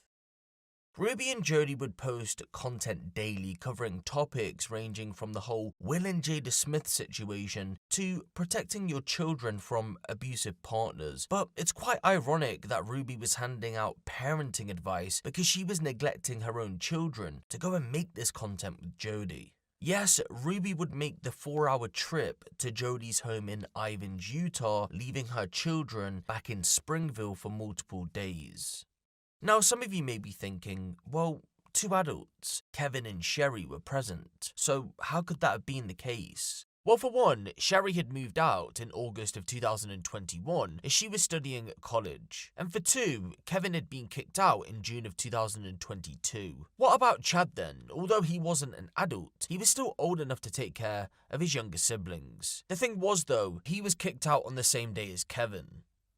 That meant then that 4 children were left in Springville by themselves for days at a time. Sometimes it was weeks. The neighbours would start to notice this trend of no responsible adult being present, and so they began to call the CPS to investigate the matter. But a case couldn't be opened because of Utah's free-range parenting law, which in a nutshell is legislation that states that a child whose basic needs are met and who is of sufficient age and maturity can engage in independent activities without it being considered child neglect, such as walking, running, or cycling to and from school, or being home alone. This law doesn't specify what a sufficient age is, and if the children in question aren't injured or hurt, there's literally nothing anyone can do about it, and that was the case for the Franke children. Neighbours never saw them injured at any point. They still contacted the CPS and police for assistance though, because they felt like the children weren't being fed properly, and believed that was grounds to investigate. The police actually agreed, but they would need to get a search warrant first. The only issue was, every time they tried to get one, the request would be denied. Neighbours did all they could during that time to try and help out. For example, they left food on the children's doorstep, but they felt like they weren't doing enough, and so they reached out to Sherry to see if she could lend a hand. My 4 younger siblings are living in Springville, and my neighbors have been telling me that they have been left home alone for about 4 or 5 days. According to neighbours, when officers arrived, the children wouldn't answer the door, and when they realised it was the authorities, they ran upstairs out of view. It was reported that police stayed for roughly 2 hours and waited to see if someone would open up, but they wouldn't, and so they left. As soon as they did, a car pulled up to the house, and an unidentified woman was let into the property. From that moment forward, things were about to change. The children were about to become prisoners in their own home. You see, prior to Sherry's call, the children were allowed to play outside and interact with the neighbours, but after, that privilege was revoked. They now had to stay inside with the windows covered up. That was on and off for roughly 8 months, ladies and gentlemen. Yes, from September of 2022 until May of 2023, the Franke children had to stay inside their house when Ruby wasn't there. May 2023. Ruby and the children make the trip to Jodi Hildebrandt's. This is one of the very last times the trip is made, as Ruby decides that she wants to live there on a permanent basis. What should be noted though is that one of the children, A, ends up going back to Springville shortly after her arrival. She's to stay with her neighbour, Pam Botcher. Now that Ruby and the kids were living at Jodi Hildebrandt's, she had full control. After all, they were in her home. You know how the old saying goes, my house, my rules, and so they all had to live by that motto. That was the problem though. Jodi had the control, which meant she could use her influence over Ruby to do whatever she liked with the children. And let's just put it this way, if you thought the abuse was horrific up until this point, you haven't heard nothing yet. When the family arrived in Ivins, the younger two, R and E, did what any normal children of their age would do. They were mischievous, but Jodi didn't like that. In order to take control of their behaviour, Jodi convinced Ruby that the pair were possessed by demons, and the only way to remove these demons was to essentially abuse R and E, which came in the form of the following: starvation, withholding of water to the point where they'd have to steal it, drowning, physical assault, including the use of a cactus, hard physical labour, sometimes it would take place outside, in the desert, with no shoes on, forced to stay outside in the heat all day, which included being forced to bounce on a trampoline for hours. This resulted in the pair getting blisters on their feet. Forced to stay outside in the rain, forced to sleep outside, were bound, which caused deep wounds, and were whipped with belts and towels. Ruby, ladies and gentlemen, had documented some of the abuse in a journal because as a Mormon, you're encouraged to write about your day-to-day. It's a sacred duty, so to speak. Thankfully she did, because without it, the evidence of abuse wouldn't have been as solid. Big day for evil.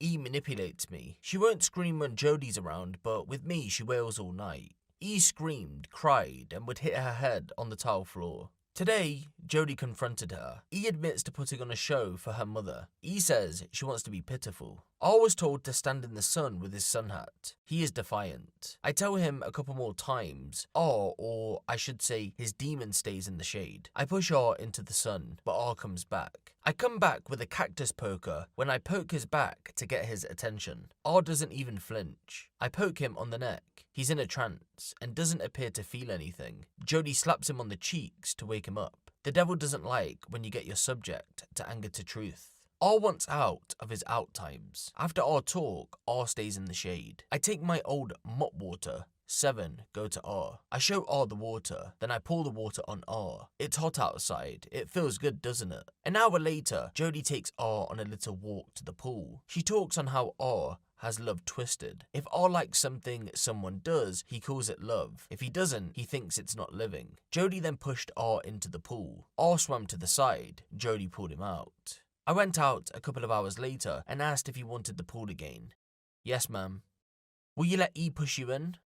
R laughed and then tried not to act too excited. R cooled off and went back to his spot. I put my hands on his face. R, have you ever heard someone talk underwater? Yes, ma'am. I know R is in there somewhere. I know deep down under all this anger you can hear me. It may sound like I'm underwater with you, but hear me. I love you. R got teary. Then I put my hand tightening over his nose and mouth. I'm coming to you in this water and putting my hands on your nose and mouth. The devil lies and says I'm hurting you. But what am I really doing? You're putting oxygen on me to help me breathe. Yes, that's right. R looked like he wanted to beat me up this morning, and then he was intrigued and interested, and then 2 hours later he drinks water from the hose. Steals water. R is compulsive. He feels no remorse for his choices. He shuts down and says he wants to go to jail. R says he worships the devil and has no interest in changing. I want the outcome of being changed, but I don't want to do the work that it requires. R doesn't know what jail means. He has no comprehension of what throwing your life away means. R just wants the immediate gratification of sitting in the air-conditioned car ride to juvie. He wants stimulus. R is so back and forth.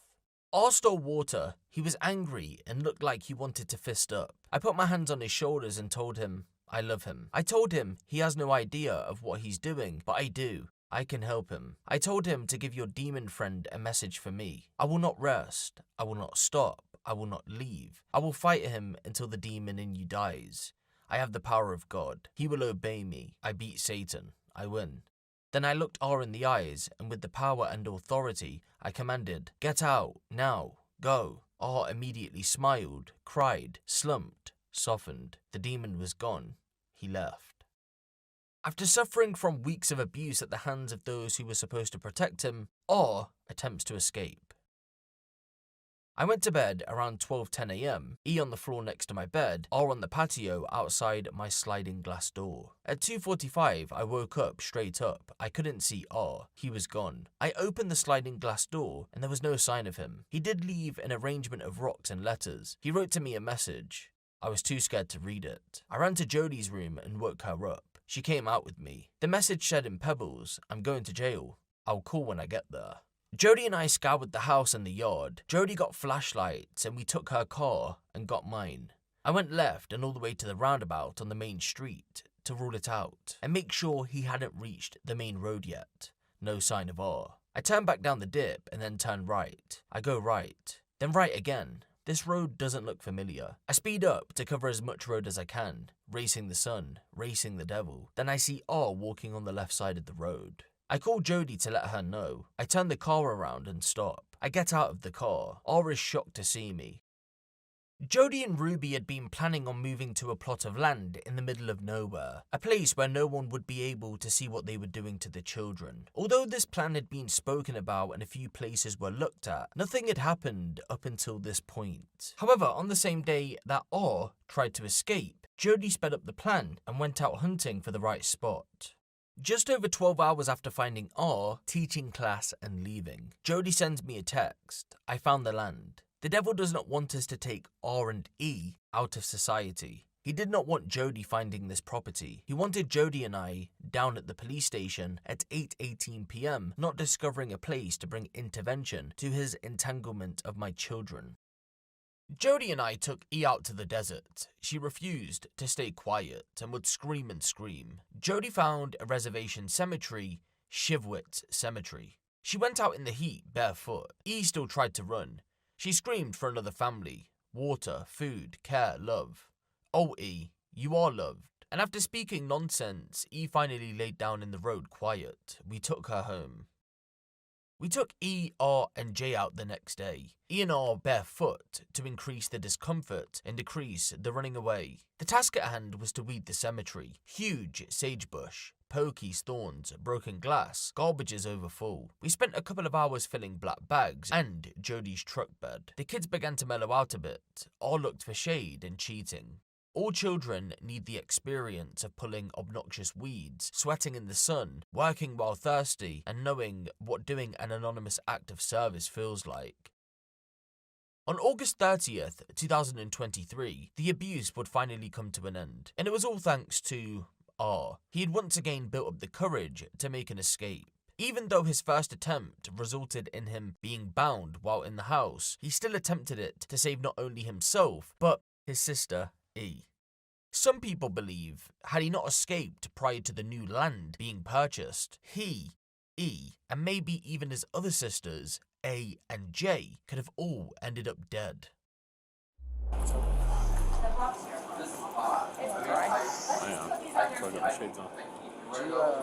Got pictures. I'll take more. If you want me to send them to you. Okay, cool. Okay, this one. So what's your name? Where It's is like she Jodi Hildebrandt. So she said she lives over here. I was like, all right. It's like, well, I'm just on the phone with my sergeant right now. Like, we're going to try to find the kid for you. We need to identify that house. And if there's 2 other kids there, we need to go do a security sweep of that house and help them. 12X 1711. Can you head over here to the road?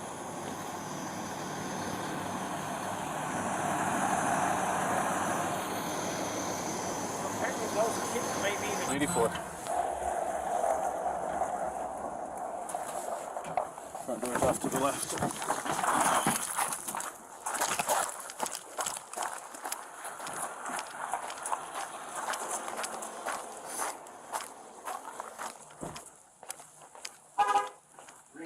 Ring. No, don't go.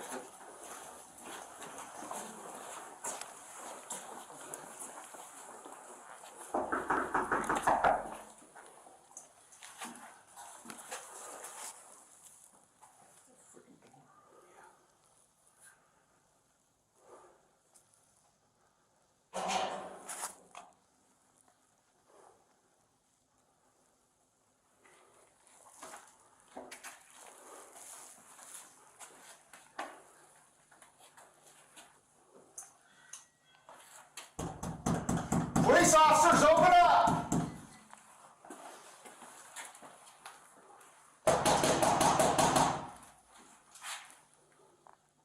Got movement right here. Right there. Contact. Got movement. Open the door!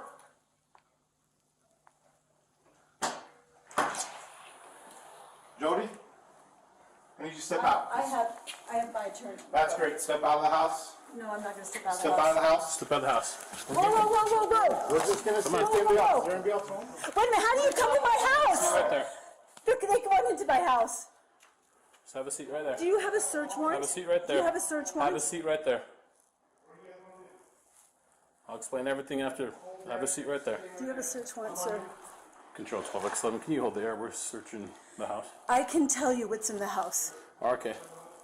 Just have a seat right there for me. Do you have a search warrant? We'll explain it after this. You can't just come into my house without a search warrant. You come in, my buddy. I'm a police officer. Are you going for the union here? Hey, you okay? Is it just you in here? I'm Sergeant Tobler. What's your name? I just have one. Where's your sister at? Contact one. You okay? Huh? You doing okay? You don't want to talk to me? Yeah, that's okay. Can you come with me though? We got Jodi out here. You know Jodi?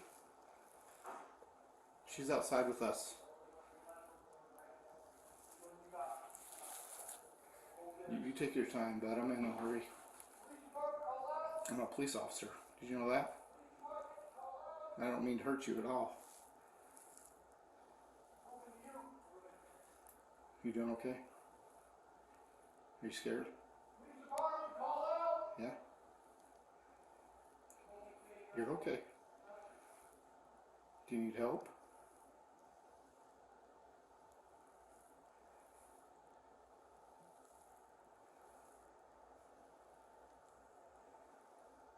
You want to come with me? No? I'm not going to hurt you. Promise. See this right here? It's a badge. It tells me I don't hurt people. I'm just here to make sure you're okay.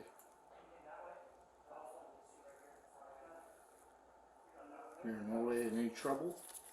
I'm not here to hurt you. I just want to make sure you're okay. And I get if you're scared. I would be too. Okay? You want to come with me? I'm just going to sit down.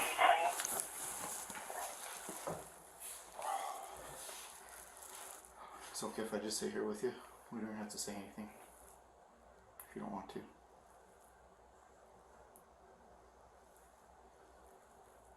Okay? I'll just sit here with you.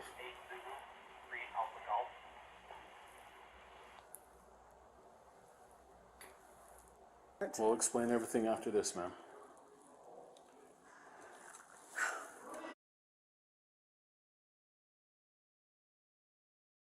Okay. Well, that's one of the reasons why we're here. So we'll explain after everything's done, after we clear the house and make sure everything's fine in there. But why are you coming into my house without a We'll search warrant? explain it after this. But that doesn't make sense. You come into my house and do what you want, and then you tell me you don't have a No, warrant? we'll explain why we did. But don't you have to have a warrant? Not at this moment, we don't. We're here on exigent circumstances. And I'll explain it after this, after my sergeant and the officer are done clearing the house.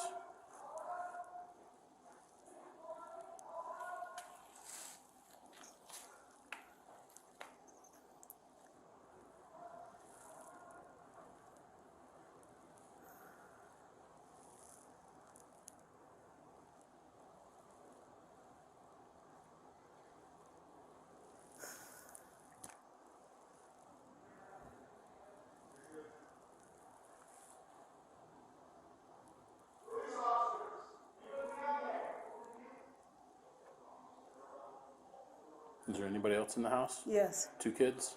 There's a little girl. Just one? She's right over here. Okay. How old is she? She'll be 10 next week. Okay. And she's on this side? Mm-hmm. I have Airbnb guests over there. Probably scared them to death. Okay.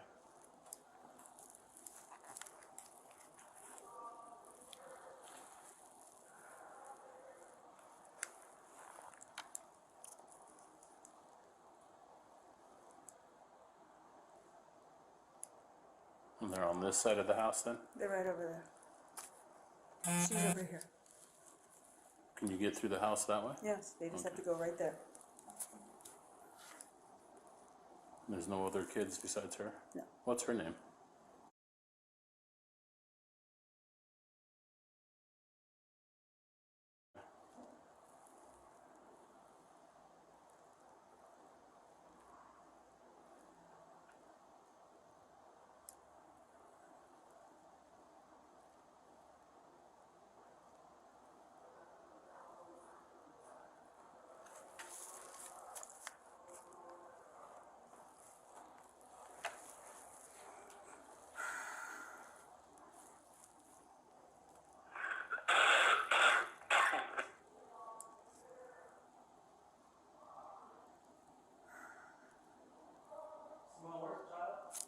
Should be off to, where are you at?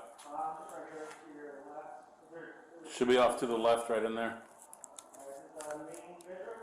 Is it the main bedroom? It's right there. How do you get there from the inside? Walk around the corner. There's a little hall, and it's the first. Just around the corner, down the hall. Second door to the right.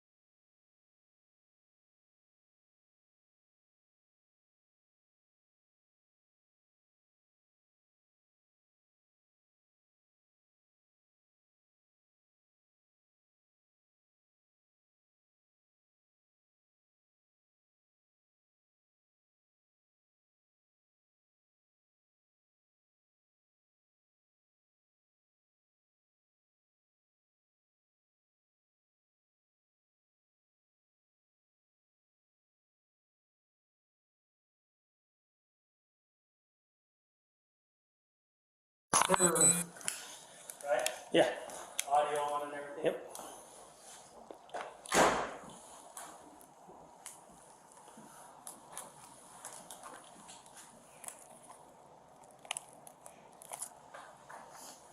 You don't want to talk? Okay. There's nothing at all you want to talk about at all? It's okay to talk to me.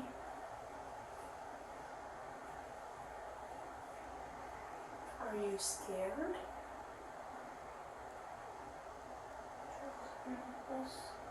What?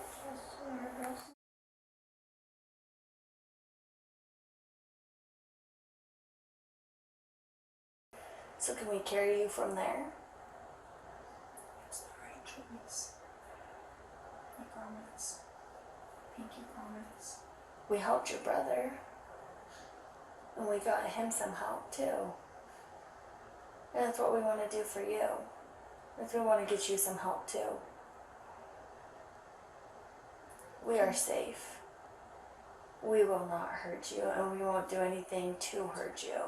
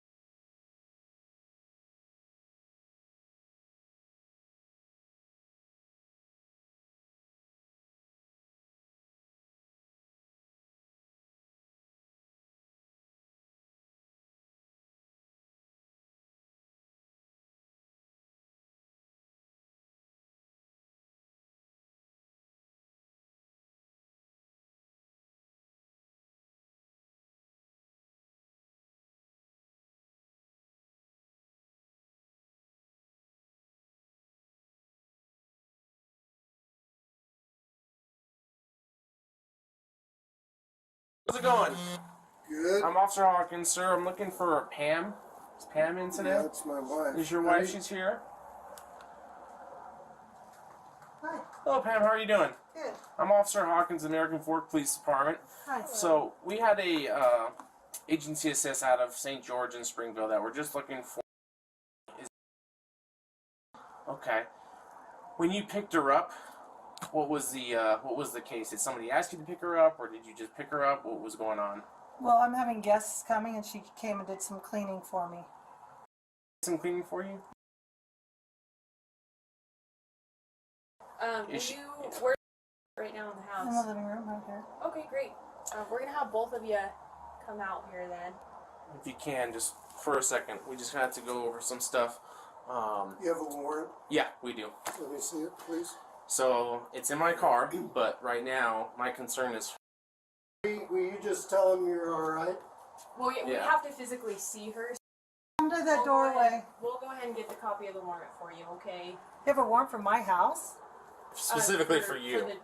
For you and the child. Yeah. Okay. So, What is going on? as of right now, I'll just need you to give your phone to your husband. Okay. Okay. And as of this moment, you're going to be detained right now. Okay. Okay. Okay. So So, what is does that mean? there anything on you? No. Okay. Perfect. Just put your hands in front of you. Okay. Just going to place you temporarily under Wait, arrest. wait, Okay. What I'll are explain you to doing? you that I'll explain. What are you guys doing? I've explained this already. I'm being as courteous as I can. Okay, well, I'm going to call an attorney. That's fine. I don't know what's Yeah, going I don't on. even know what this is all about. Okay. So I'm Put going to my explain wife to you in when we get to the car. handcuffs, I mean- Yes. I just explained to you that you're being detained right now. Okay. So what I'm going to do is I'm going to walk you to my car, okay? I need this officer to stay with your husband, and I'm going to explain everything to you when we get there, okay?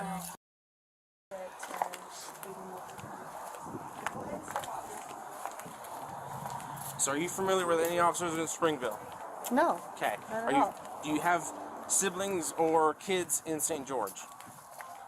Well, I have a married daughter, Okay. What's her name? Stacy. Okay. Do you know of any issues that they just went through today? No, do you? Yes, I do. So that's what I'm trying to figure out. So we were requested by St. George and Springville Police to make contact here, the residents is here, then to detain you currently until questions are answered. Hi Ruby, how are you? I'm gonna have you come sit on this side for me. Thank you.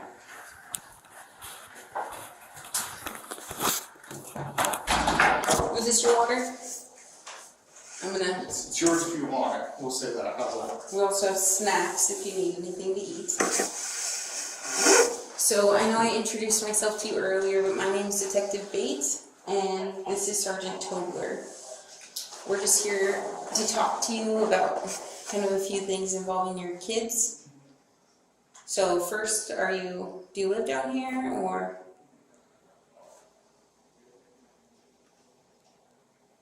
Or do you live up north?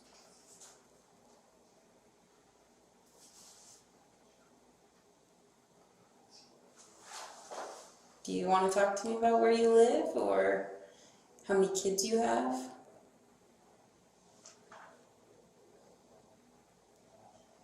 So we just spoke with your husband and he said you guys have 6 kids. Are those all together? Are those all your kids?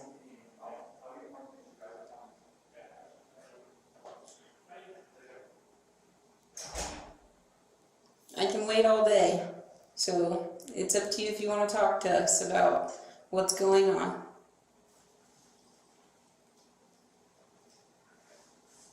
Would you feel more comfortable talking to one of us? Or do you want me to I can step out if you want? Or if you feel more comfortable talking to him, I can step out? I'll wait till I have a lawyer. Okay. So you don't want to talk to us at all?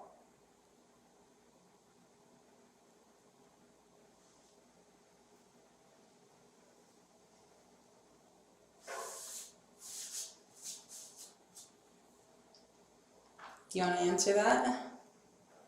Or you don't want to talk to us about anything?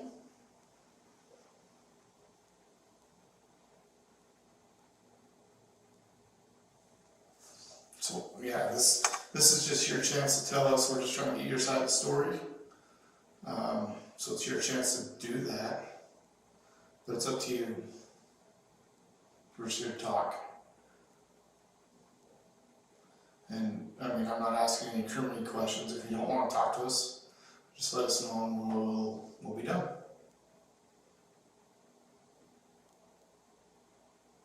I've already told you. That you want a lawyer? Okay. Okay. Okay. Easy enough. Thank you. Is there anything else I can get for you in the meantime? I got the water. Do you need a bathroom break or anything like that? No? Okay. Can be expected. How long you lived here in Ivins? 11 minutes? 6 years. 6 years? The same house? Wow. You married? Single? Where'd you move from? Utah County. And how long were you up there for?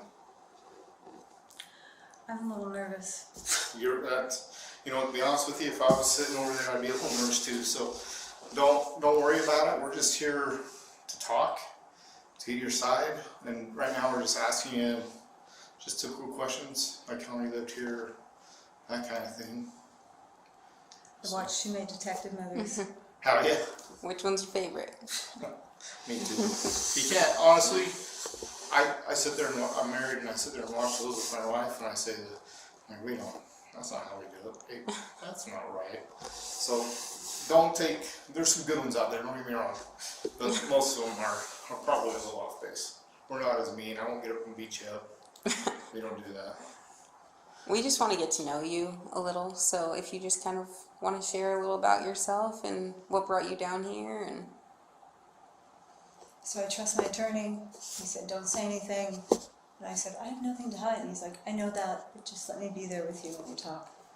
So you guys seem nice people. Yeah.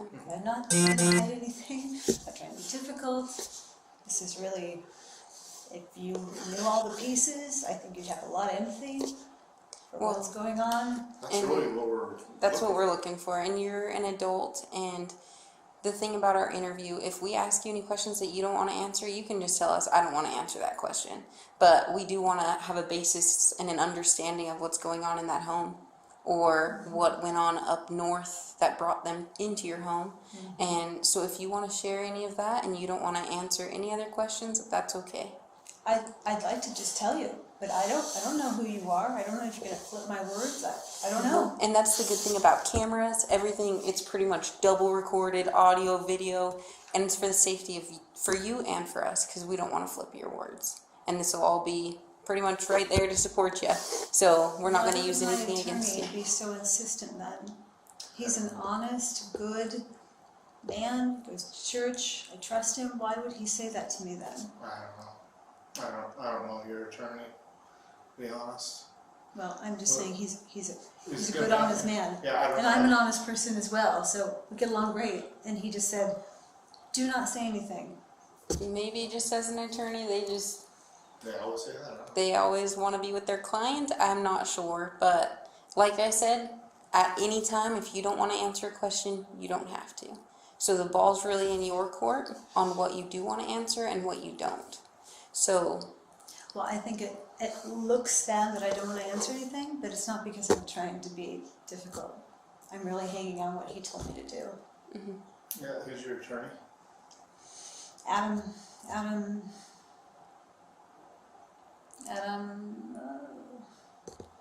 his father's an attorney, his brother's an attorney. Is he local? Yeah. Is it? Oh, I don't know. He's down the street where the town hall is. Well, They all have the same name. The whole reason we're sitting here today is there's a lot of questions we have that we just maybe misunderstandings that we just need to clarify. And I know, and I'd love to tell you if he were here, because I don't know. I don't know what's going to happen with what I say. You know, I'm a psychologist. I've watched people flip things all the time, so I get it. I sit on your side. I get it. I wish people didn't do that, but they do. Well, if you're not willing to answer any of the questions about yourself, would you be willing to answer any questions maybe about Ruby or Kevin that you could help us understand? We just honestly want to understand what their dynamic is, what happened to the children, what caused their separation. Right. And after talking to Kevin, it sounds like you know a lot about their dynamic and their relationship. So if you could help us understand that at the least, that would be awesome. And that's nothing incriminating towards yourself because it's not pertaining to you. So if you could help us understand that. Jodi, we're going to do this. You asked for your attorney, and we'll leave it at that. We'd like to maybe talk to you later when you have your attorney here present. Absolutely. And we'll go He down made an there, okay? appointment at 4 on He made Friday. an appointment Here. here at 4? He talked to the officer Okay. and said, "Can we make a time?" And he said out loud, "Do not talk to them." Yeah. Okay. Well, I'll talk and see if we can schedule that, and maybe that's just something we just do with your attorney. Okay. Do you have any questions for us, or anything we can answer in the meantime? No. Okay. No. All right. Appreciate your time. We'll have you hang tight in here, and then we'll come back and get you, and we'll be on our way. Okay.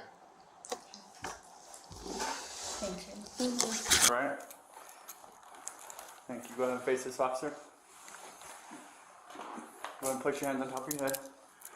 You notice your fingers, please. Thank you. Just put your hands on top of your head. You're good.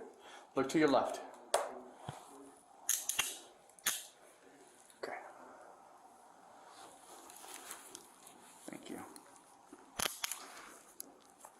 Hey, Friday is not going to work for the interview, but I got Jessica. She's going to give you a card.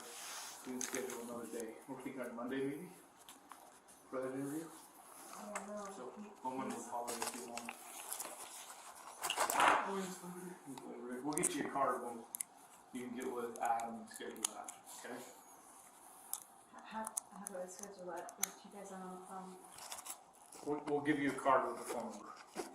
And then yeah, you can call Adam and have Adam call us, and we can schedule it, or you can call us and schedule it either way. Okay. Just gonna do another quick check. Another eye search. Nothing in your pockets. You have nothing on you at all? Okay, let's go ahead. You can go out the front door to my vehicle out there.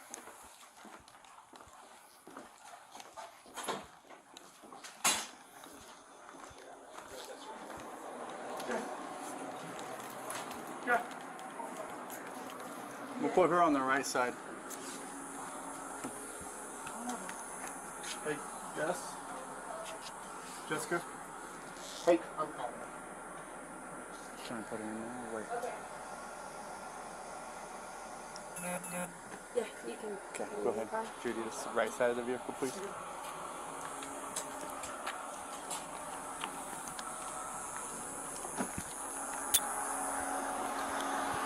Okay. Hop on in. I'll help you if you need. I had a crash on the right side, so my shoulder's screwed up. Okay. Just be careful then. I'm got you right here as much as I can. Would it You want feel more double cuff? comfortable? Yeah. Put 2 cuffs on it. Go ahead and step on out. I got you. I landed on my So shoulder. he's gonna. Come on out, one more. We're I got gonna double cuff you so that you have more room for your shoulders. So he's Okay. gonna take one of your hands out. Okay. When he does that, I want you to place that hand on your head for me.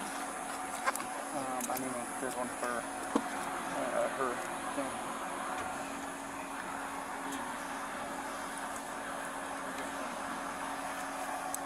Just trying to figure out which one would be easier.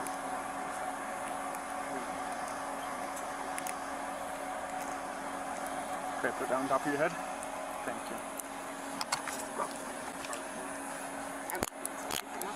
Hold that one there. I'm going to just use a different cup. So it made it a little wider so your arms are in the back.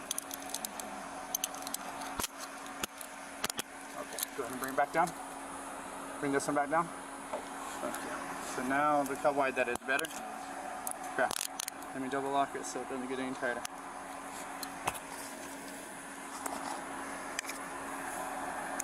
Okay, go ahead and just get you back. I got you, as much as I can.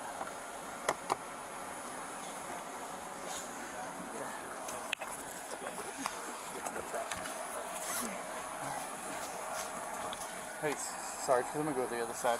Yeah. I can't go back. We got it. Yep. Good. Step up, please. Thank you. Go and face that officer. Put your hand on the top of your head, please. And unlace your fingers. Thank you. And put on top of your head. Look to your left.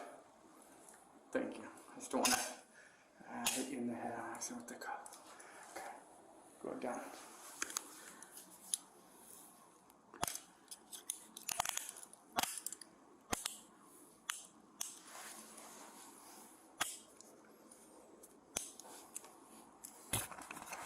Mark, are these the ones that locked on the outside? Oh, right there. Okay, yeah, I got them. I know you got searched already. I don't by Bates. You don't have anything in your pockets at all, right? You have just these ones only. Okay. Okay. All right, let's go.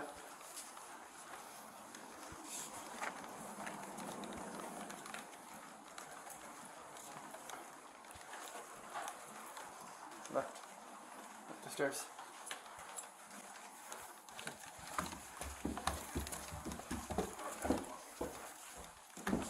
We'll go out the front door that way. Hey, just hang on one second right here in the lobby, okay? Okay.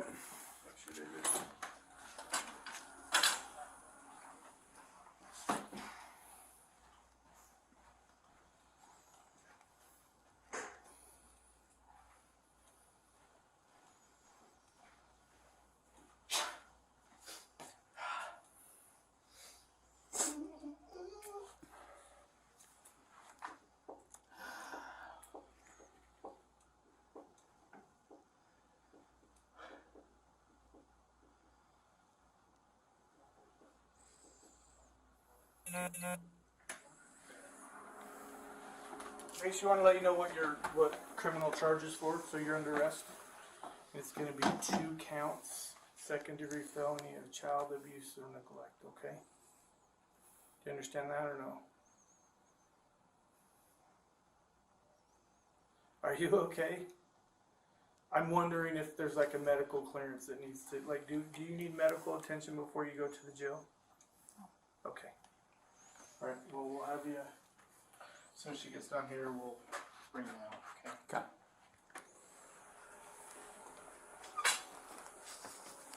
Have you ever been arrested before?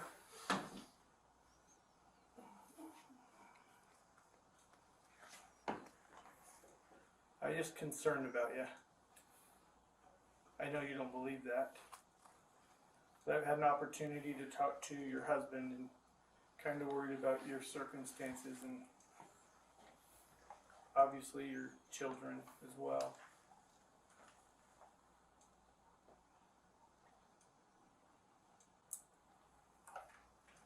But you're sure you don't need medical attention or anything like that?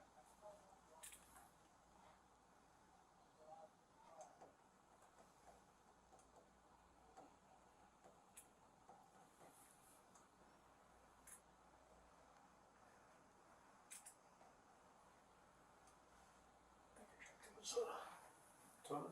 Some soda. I got soda in 2 years. Why did you start today? I don't know. It's all around.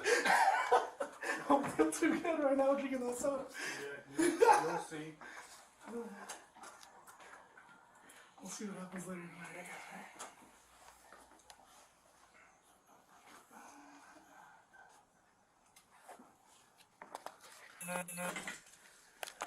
It's okay. I will say it works out because I worked out for 2 hours today.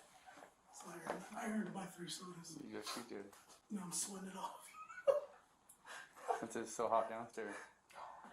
Oh, dude, it was I found the AC everywhere. unit finally, so I turned it down. Oh, down there? Mm-hmm. It was 78. I mean, her house ain't that bad. Oh, dude, it was bad. Yeah.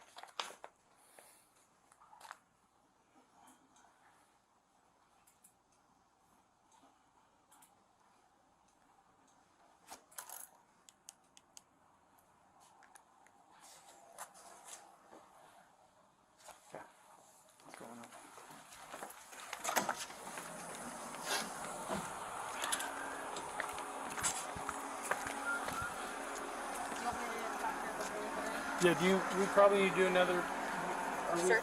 content? Yeah. It's just not wearing a bra or anything, but I'm just gonna make sure you don't have anything in your pockets. And you're not wearing anything else under this, correct? No, ma'am. Spandex? Nothing?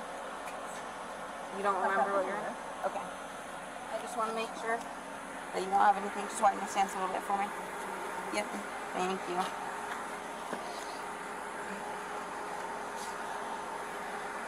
Okay. So I just spoke. You can turn to face me. So I just spoke with Jodi, but you both are under arrest right now for child abuse.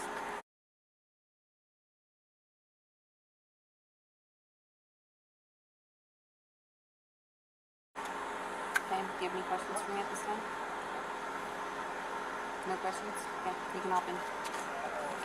You got it. Yep. So if you would your feet as far forward as possible.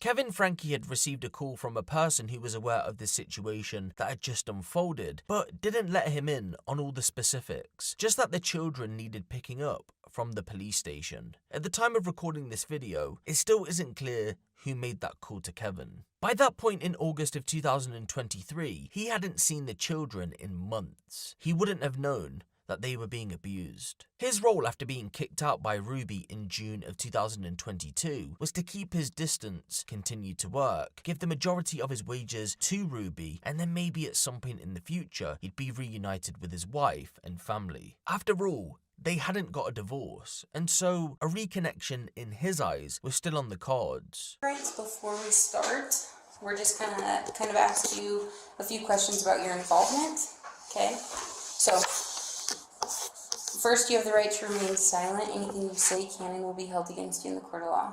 Okay, you have the right to an attorney or to have him or her present while questioning. If you cannot afford to hire one, one will be hired to represent you. If you decide to answer questions, you can stop at any time. Okay, do you understand your rights? I do. Okay, do you wish to speak to me now? Well, I want to pick up my kids. How about this? We're going to ask you some questions, and if you don't want to answer them, you just say, hey man, I'm not going to answer that. Sure. And we just say, hey, I'm not going to talk, that's not beneficial to you, and then we're done, you're nowhere, and we're nowhere, and... Sure. You understand that, right? Yes. Okay. Okay, so just for starters, what was your full name? Kevin William Franke. How do you spell that? Kevin William Franke.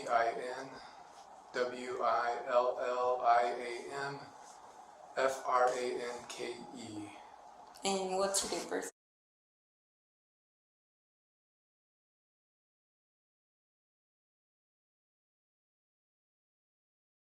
What's a good address for you? I'm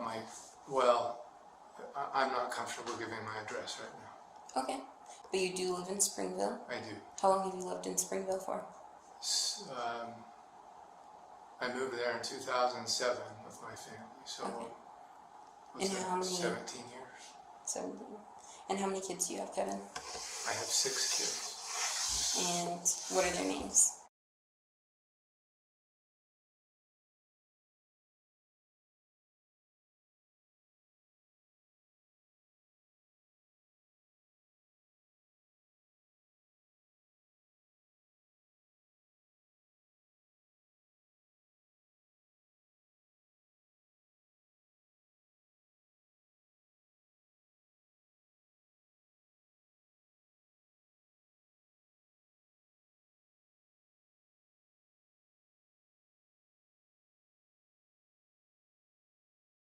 I can't remember. Some of them are teenagers, 2 adults. So are they all living with you, or? No, I haven't seen them for over a year. Any of them? No, none of them. For a year? Over a year. Okay. I've been in a separation. From who? From my wife and family. What's your wife's name? Ruby. Ruby. When's the last time you saw Ruby? The last time I saw her Yeah. was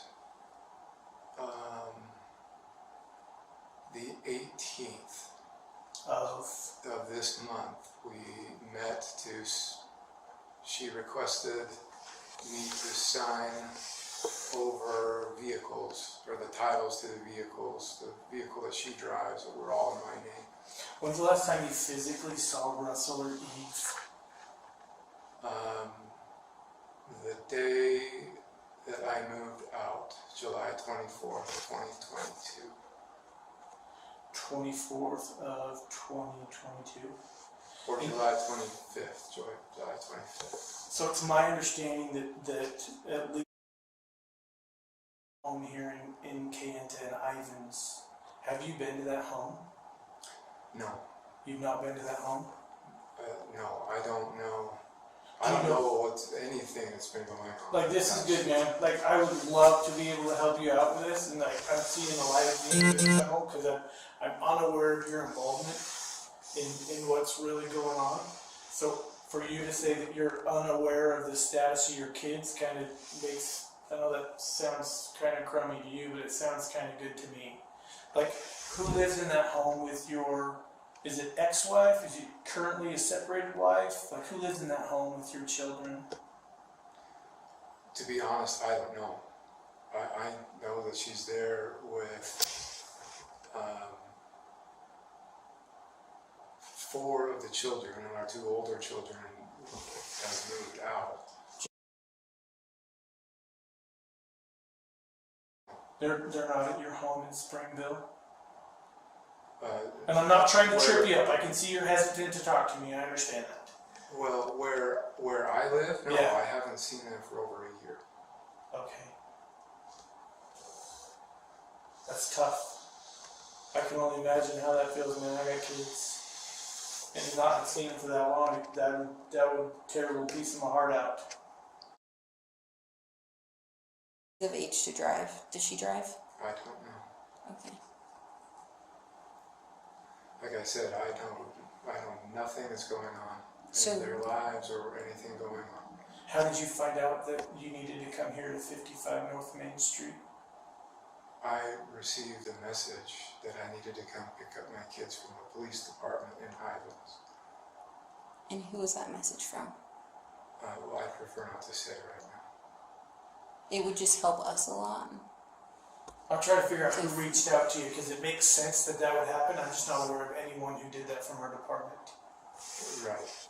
And I'm not comfortable saying right now who reached out to me. Okay. Okay. So, you haven't seen any of your kids in over a year, you said? That's correct. And then, how old the last time you saw her? How old is she now? 15. She's 16. Okay. And then when all the kids left, Ruby took all of them? Yes, she stayed in the house and I moved out. Okay. And did you ever try to reach out to the kids, drop by the home, or No. was there? I honored the no separation boundary that we agreed to. So, what Or was no your separation? contact boundary, excuse me. Did you have a no contact order in place? Order? No, this was between my wife and I. So, what did Ruby ask of you when you separated? What did she ask of me? Did she ask you not to contact the kids? Ruby invited me to leave the home while I thought about the choices that I've made in my life and the way that I've treated her. Okay. And so I left. And how long had you and Ruby been married before? We were married in 2000. So about 22 years? When we separated, we were going on 22 years. Yes. Okay. And during your marriage, how was disciplining your kids? How would you discipline your kids? Yeah, I'm not going to answer that question. Okay, that's fine. Have you been since separated or since they lived here in the city of Ivins? Have you communicated with your wife regarding like disciplining with your kids or their care or their physical well-being? No. So is she doing this on her own and just telling you how your kids are? She's not telling me anything about the kids. Who's this female Jodi that your wife lives with? Do you know a female named Jodi? She is a therapist and a life coach, I know. And she's... Do you respect her? Do I respect her? Mm-hmm. Yeah, I think she's a very honest, truthful person, yes. Okay. You place value on Jodi? I don't know what that means. Like, do you value what she says and how she treats? Is your wife a client of hers? Is your wife a partner of hers? Is your wife a roommate with her? Your kids are living in her house, is what I'm trying to say. I'm not aware of that, but I know that they've been in business for the last year filming. Who's they? Ruby and Jodi. They Ruby film and Jodi's in business. podcasts, and so every week a podcast goes up and I listen to it. And what's the name of it? Connexions with an X. Like CONNEXIONS. Yeah. And then, like, do you support them in that role and doing that and having? Do I support them in the business? Yeah, like, do you support them and think that what they're doing is a good thing, or? Yeah, I support their business efforts. I think it's a good thing. Are you involved with their business efforts, or? No. Okay. So just Ruby and Jodi. No In Kevin. the business? Yeah. Yes. Okay. And were you involved in the 8 passengers account with your family? Yes. I was in the videos, and if that's what you mean. I briefly learned about this 2 hours ago. So, did Ruby more so do the videos for the family? Mm-hmm. And how long did you guys do that for? She started the channel in 2015, and as far as I'm aware, from the time I left, the last video she uploaded was towards the end of 2021. Okay. And I'm not aware of anything she's done since our separation. I don't visit 8 passengers anymore. Mm-hmm. Chapter of your life that's gone. It's a past chapter, yeah. So how do you and Ruby communicate? Just through text, phone call? Through text, and if there's anything considered an emergency, we agreed that we would communicate through a phone call. Okay. And do you know her phone number off the top of your head? Off the top of my head? No. Okay. No worries. So, how often would you guys communicate while she was down here? Well, I don't know how often or long she was down here. We've communicated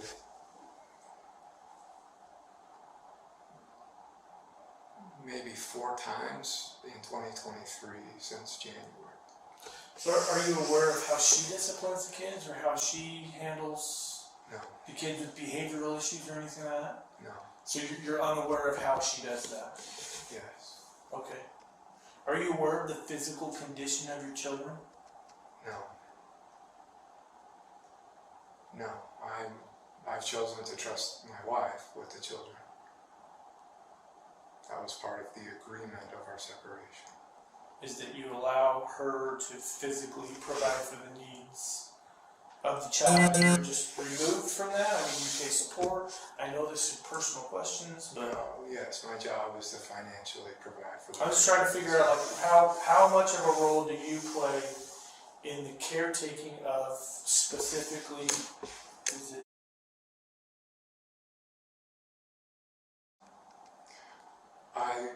I pay the bills.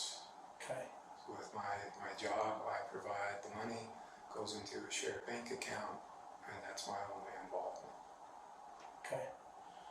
Like, there's a whole bunch of things I want to talk to you about, but I still can't get over the fact that someone notified you to come here to pick up your kids. My guess is, was that Jodi? I'm not going to answer that question. Okay. All I'll say is, Well, someone you said you notified trusted her. You said that you think that she's I asked you if you placed value on her, but you obviously. She is an honest, I know her to be an honest and a trustworthy individual. And so, yeah, I trust her. And I received a communication that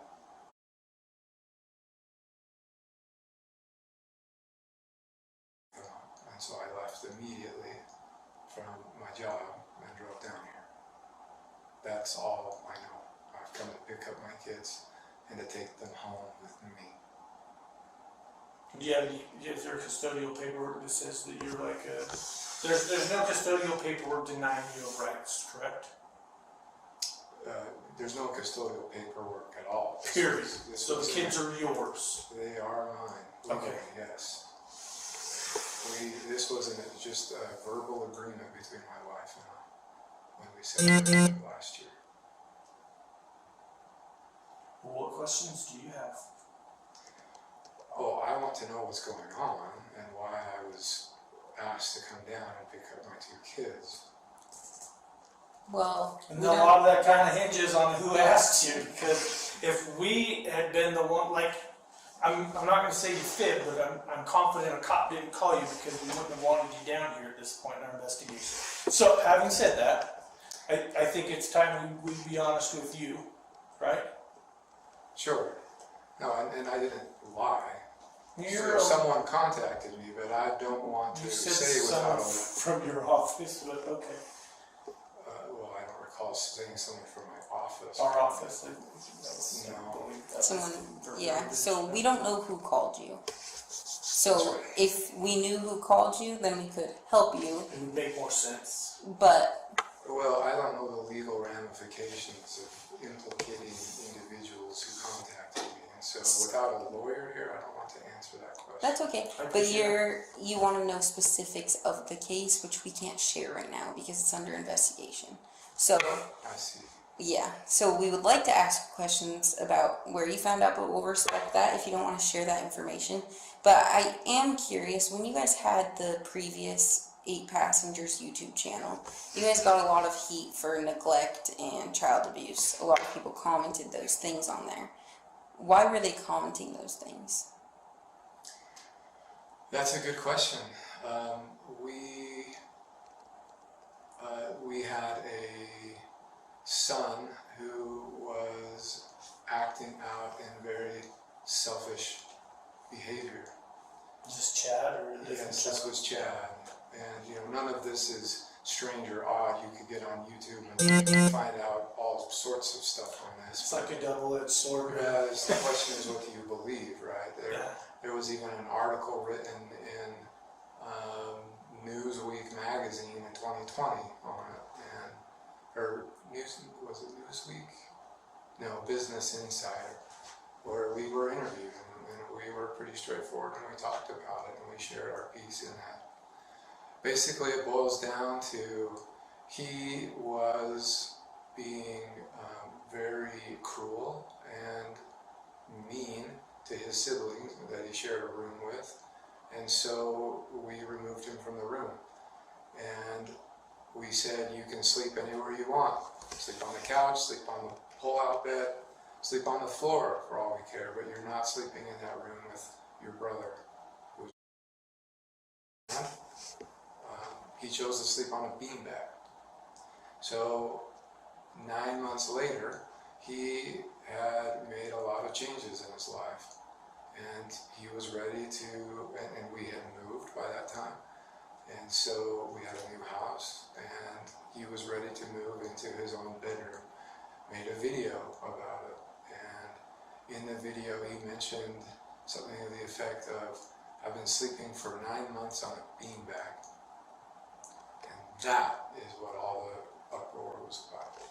What did you guys do to help, like, with his behavioral issues? Is that something you and Ruby talked about together? And then did you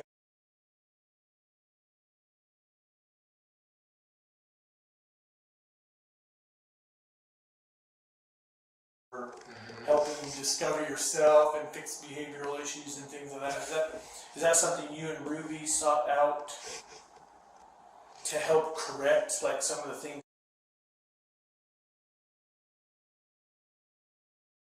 Yes, and okay, and I supported it, and so together we held boundaries for our son Chad to support his choosing honest and responsible choices. And when he chose honest and responsible choices consistently is when he began to get his privileges back. And that was great parenting, right? Well, that was the uproar, right? Yeah. And so, but yes, through 2000.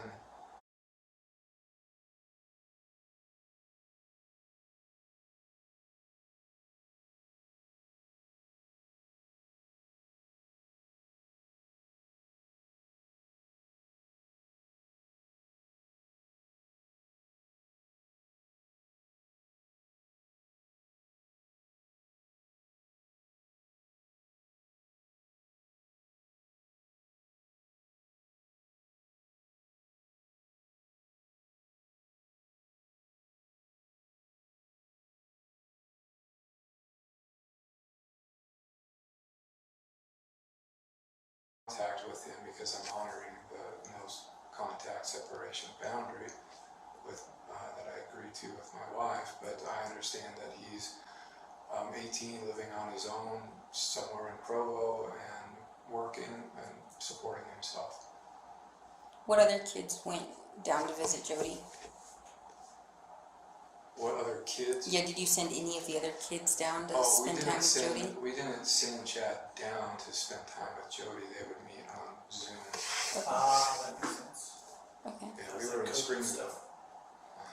Well, even in 2019, she would meet with Chad. So when did Ruby and Jodi, to your knowledge, like decide to collaborate, come together and mesh lives? Because that's what's happened. Well, they decided to start a business in 2021. So while you and Ruby were together. Yes. Okay. Yeah, but there were, at that period it was pretty nebulous. I don't know. What's that word mean? It was just a lot of talk, and there weren't like solid plans. It was, let's start by doing podcasts together, and then that's all I know. I know that they published a book together recently. You can find it on Amazon. It's not a secret. Was business thriving? Like life was good between those two? Well, not that I was aware. Well, at some point, and again, I'm not digging into your life, but I'm trying to understand this. At some point, they kick you out. When you talk about a business, thriving in terms of business and money, when we stopped 8 passengers on YouTube, we lost 90% of our income. So to say that business was thriving, in my perspective, no. Got it. I don't think it ever was. After that. Was that part of your guys' reason for separation after you guys ended 8 passengers? Was that part of the reason? The reasons are because of ways that I treated my wife, and some of my own addictions that I was working through and seeking help on with pornography. Thank you for sharing that. And I've made some wonderful progress. Like, is that something you came to the realization that you needed help and weren't doing things right, or is that something that like Jodi helped you guys recognize that maybe Ruby needed more? I'm trying to understand her involvement in your guys' life. She's my focus, so just to be honest. I understand, and I can perceive that. Jodi and Ruby have a close relationship, and Jodi saw the need for me to get help. And frankly, I agree. The space has been exactly what I need to face, my own addictions and receive the support and help that I've needed. And so this space has been very, very good for me. So when you stated that you and Ruby had this no contact that you guys just verbally agreed upon, was that an idea given by Jodi that she recommended you guys have that space and not contact one another? I'm not aware of that. The invitation for me to leave and take space was from my wife. Okay. But that was while Jodi and Ruby were friends and collaborating and doing podcasts and sure. Well, you're the custodial parent of these children. I don't see why we can't explain to you why we're involved. So I don't recall the exact time, but sometime before 11 o'clock today, we received a phone call from 911 on our dispatch that a 12 to 13-year-old boy was knocking on doors in a neighborhood asking for food and water, that he was severely emaciated, that he had... What does emaciated mean? Skinny, scrawny, malnutrition, not enough food, not enough water to sustain life. So he had... I'm sorry, what? He had duct tape on his extremities, on his hands, on his ankles, and those were covering rope burns that were used to tie him down. Take a second and think about what I just said. That's the condition of your son.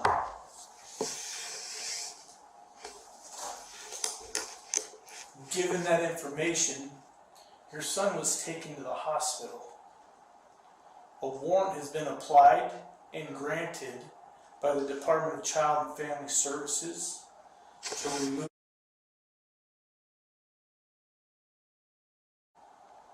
So no one right now is going to have access to these two children based on their physical condition. Do you understand that? I understand. Would you condone that behavior? Would I condone that behavior? That's my job. My job is to find out your knowledge of the treatment of these based precious on your description, children. No. But again, I don't know the details or I don't know what's going on. But as you described that sounds horrible. Horrible. Disgusting. No human being should be treated like that. Okay. That's my thoughts. But again, we might be different on that.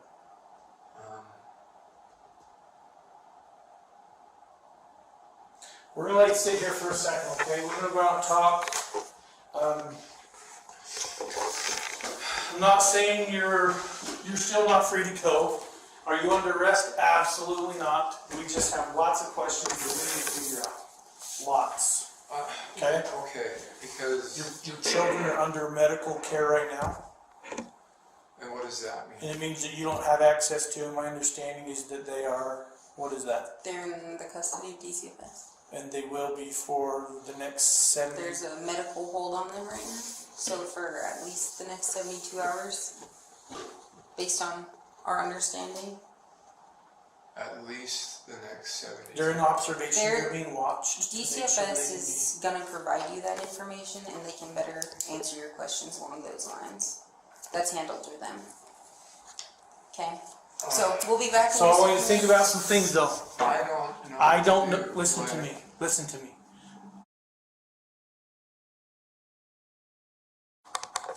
I want you to think about that for a minute. I have no idea where they're at. Well, I don't either. But, Okay, we're going to hop out here. We'll be back in a minute, okay? That's still recording audio and video, okay? So if you would, don't make any phone calls. Sure.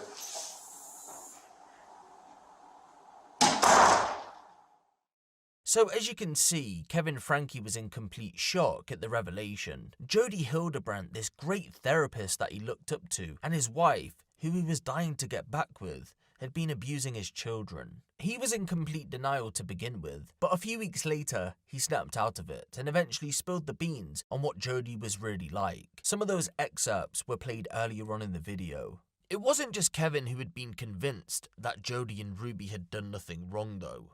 It was them two as well. You know, you had to put her in a chair, and it was horrible. It was torturous last night, hearing the screaming and the banging and people. It's like, okay, that's upsetting, but the most upsetting thing is that I am completely misunderstood. That is the most horrible feeling. Like my own family misunderstands me, they misinterpret me, and poor Jodi, they misinterpret her, they misunderstand her. She puts her neck out on the line for people, and then they get mad at her. I mean, it is just horrendous.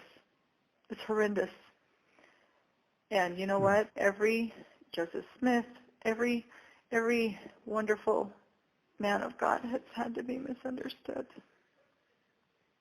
That's right. And so I'm going to get out of this. Who knows? Maybe in 10 days I'll get out of this. If I'm, if truth prevails right now, or, who knows, like 20 years? I don't know. I don't know how long. But I'm going to step out. I'm going to say I went through everything. I have seen God's children suffer. All the people here, my jail cellmates, have been beautiful women, but they've been hurt. They've been deceived into drugs, and my heart just has so much compassion for them. And I have compassion for the cops, and I have compassion for myself, and then to be told that I'm suicidal, I'm like, no, that's not true. Anyway, if you need to let Sherry, that was either Sherry or one of your siblings. Well, they're all in cahoots. One means all of them, but yes, you're right. In your hearing, I don't know if you've considered this. I don't know if it'd be helpful, but you could have the house. And if all the kids go to the house, you've got room there, and I will gladly stay away and let you guys be. So I don't know if that's helpful. I'm just giving it to you if it is. Thank you. And in the discussions with my attorney, that's the only way that we're going to retain custody of the children. That's fine. He is 35 years in this, and he said even if you are acquitted and are released, they will place legal restrictions on your access to the under 18 children. I figured such. God told me when I was driving before I called you. I didn't have any information. I didn't know anything, and the Spirit said, your children are going to be removed. And I cried out loud. I'm like, no, I'm not done. I'm not ready. And God told me I'm done. And I just, so.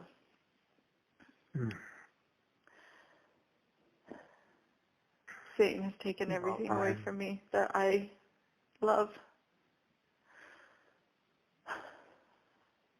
And I'm a good woman. I don't do naughty things.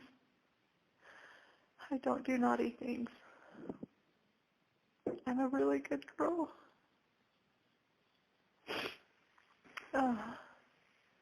Ruby, I'm going to do everything that I can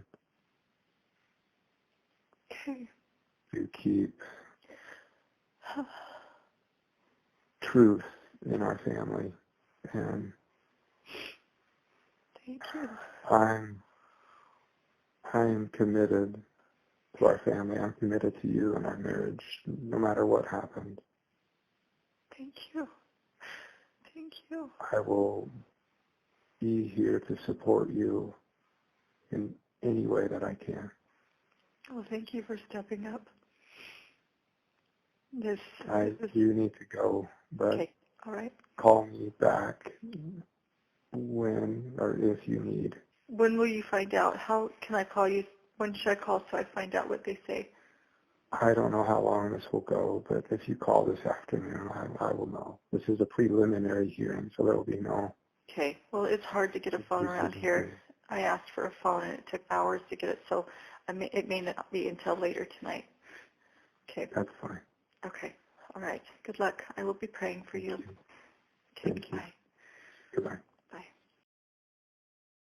That was Ruby a couple of days after she had been arrested, completely brainwashed. Eventually she'd snap out of it in December of 2023. I believe that God has a hand in the old Ruby, you know, being kind of set free or whatever you want to call it, that, you know, thing being gone. Yeah, absolutely. Absolutely. I could not come out of this without His grace, without His mercy, without His help. This has been the strangest and the most miraculous intervention. It put everybody where they needed to be. It separated me from Jodi, so I'm not hearing her. And I think just being gone and not hearing her has cleared a lot of things up for me. And it put the kids in a place where... Jodi, on the other hand, would continue to victim blame weeks after her arrest. Nightmare here, Dennis. Nobody wants the truth. Yeah. Nobody wants the truth. Nobody wants the truth because these kids, you know, I told Doug, I woke up, the Spirit told me, it's all the devil. I mean, you've seen him. I mean, I've known you, what, for 5 years? You've watched him come at me, come at me, come at me, come at me. Mm-hmm. And you're exactly right, because he knows I know what he's doing. And he uses these kids. And he uses all of us as the adults, the parents, that don't hold the kids accountable. So now it's abusive to make a kid sleep on the floor. It's abusive. Or it's abusive to, you know, that's ridiculous. It's ridiculous. You can't even raise your kids anymore. So, in December, Ruby began to look at things in a different light. The more time she spent away from Jodi, the more she realised the impact of her actions, which meant that she wanted to take responsibility for what she had done. The plea hearings for the pair were due to take place in that same month. This change of heart saw Ruby flip on Jodi. The prosecution had a bigger case against her. With the help of Ruby's testimony, more charges could be placed against Jodi. However, when the prosecution approached Jodi with this news, she decided that she wanted to also plead guilty, and that way she'd avoid those extra charges being added. In the end, the pair would plead guilty to just 4 of the 6 felony charges of aggravated child abuse that was placed against them. The other 2 counts were dropped as a part of the plea deal. Now, before you go thinking that Jodi and Ruby got off scot-free, they didn't. The deal was actually considered to be quite strict. In a nutshell, both would have to serve jail time for each individual count, which carried a minimum of 4 years to a maximum of 15 years in prison, which meant in total they were jailed for a maximum of 60 years. Preliminary hearing in the case on all charges? She is, and that is contained in this agreement on page 7 as well. Very good. All right, I've been handed a plea agreement, and it appears to be signed by Ms. Franke. Ms. Franke, did you sign this agreement? Yes. And you did that today? When did you sign it? The 18th. Okay. You've read it carefully? Every word. Your signature represents to the court that you've read it carefully, that you understand what you've read, and that you agree to all of the terms. Is that all accurate? Yes. You've had sufficient time to ask questions of your counsel, to go over any questions you have. You're ready to go forward. Yes. You don't need any more time. I'm ready. Ms. Franke, is anyone pressuring you to enter into this agreement? No. Anyone promising you anything I haven't been told about? No. Anything that's not in the written plea agreement? No. Are you under the influence of alcohol or drugs today? No. Is there anything today that could in any way interfere with your ability to understand the agreement, its consequences, anything? No. No physical condition, no medication, nothing? No.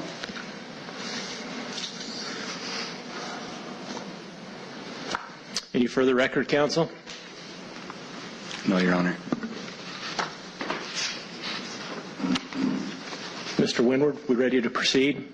We are ready to proceed. All right, then. Ms. Franke, how do you plead to count 1, aggravated child abuse, a second-degree felony?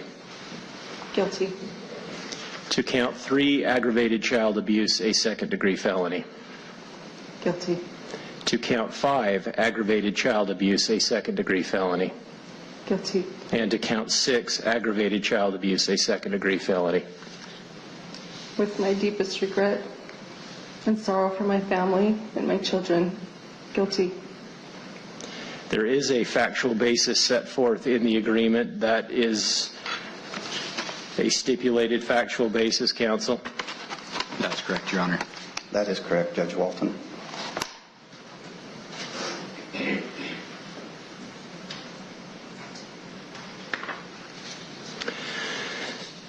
The court finds that the factual basis is sufficient.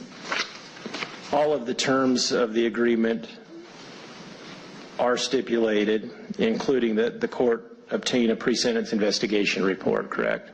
Correct. There won't be any argument about whether prison is the appropriate sentence, and there's an agreement about the 4 counts running consecutive. That is correct. All right. The court finds then that Ms. Franke's pleas are made knowingly and voluntarily. The court therefore accepts and enters those pleas. The court orders the preparation of a pre-sentence investigation report to be prepared by AP&P and the Department of Corrections. Counsel, what about sentencing on February 20th? I think, do you and your client agree to waive time, counsel? We do agree to waive time, Your Honor. February 20th, I believe, is a Tuesday. Is that right?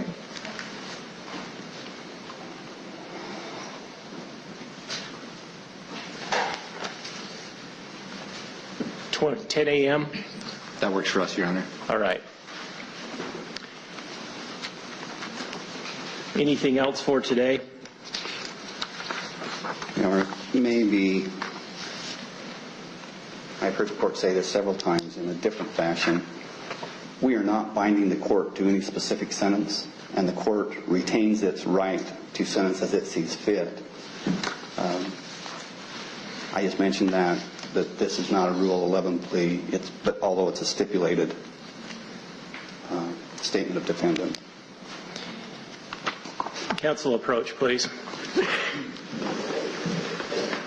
I've just handed the court a signed plea agreement. That is correct, Your Honor. With respect to the waiver, Ms. Hildebrandt, we have had discussions. She fully understands the purpose of a preliminary hearing, what the burden of proof would be, and that she has the right to a preliminary hearing, but in conjunction with the entry of her plea today, we waive the preliminary hearing. And in fact, there is a provision in the written plea agreement that operates as a waiver of the preliminary hearing. All right. Ms. Hildebrandt, I've been handed a written document, a plea agreement with your signature on it. Did you sign that document? Yes. And you did that to represent to the court that you have read the document carefully, that you understand what you've read, that you agree to all of the terms that are set forth in that written document? Yes, sir. You've had sufficient time to ask Mr. Terry any questions that you have about the agreement or its potential effect? Yes. Is anyone pressuring you to enter into this agreement, or is anyone promising you anything that I haven't been told about or that is not in the written document? No. Are you under the influence of alcohol or drugs today? No. Is there anything today that could interfere in any way with your ability to understand the agreement or its potential consequences? No. No physical condition, mental health, or emotional condition, nothing that could interfere with your present ability to evaluate the agreement and decide if it's what you're prepared to do today. No. You don't need more time, you're ready to go. Yes. Any further record, counsel? Your Honor, the agreement contains a factual basis. There are a few details in the factual basis that we are not in full agreement with. However, this is a guilty plea. It is not an Alford plea. The factual basis sets forth facts that we agree with, that Ms. Hildebrandt agrees with, that are sufficient for the court to accept her plea with respect to the 4 counts to which she is pleading guilty. And so we ask the court to accept her plea agreement. And apart from what is in the written factual base in the plea agreement, you have, I'm assuming, reviewed voluminous discovery. You don't dispute whether there is an actual or an adequate factual basis. We do not. All right, then. Anything else before the court receives Ms. Hildebrandt's pleas? No, Your Honor. Nothing for the state, Your Honor. Thank you for your statement. Ms. Franke, anything else? Mr. Winward? No, Your Honor.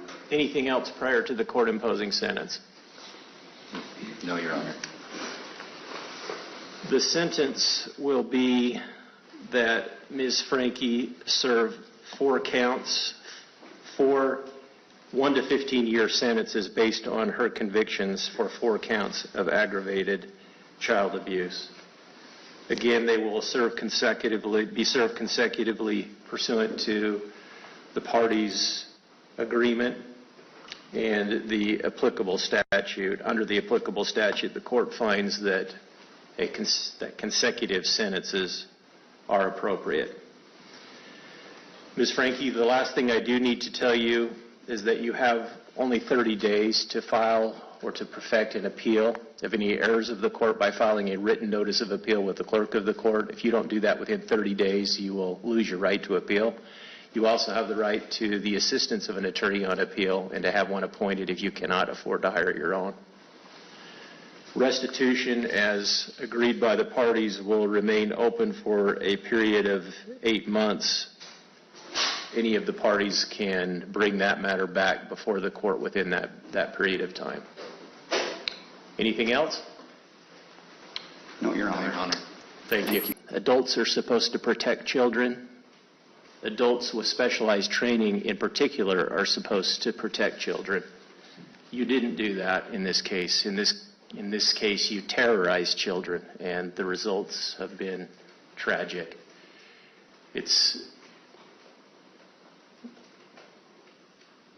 What happened to these children and your philosophy in dealing with them, frankly, seems detached from reality or any objective standard of decency or even common sense. And the court finds that it is appropriate that you serve a prison sentence. The court finds under the statute, Utah Code 76-3-401, that given the gravity and circumstances of the offenses, the number of victims, and the history and character and needs of the defendant, that consecutive sentences are appropriate.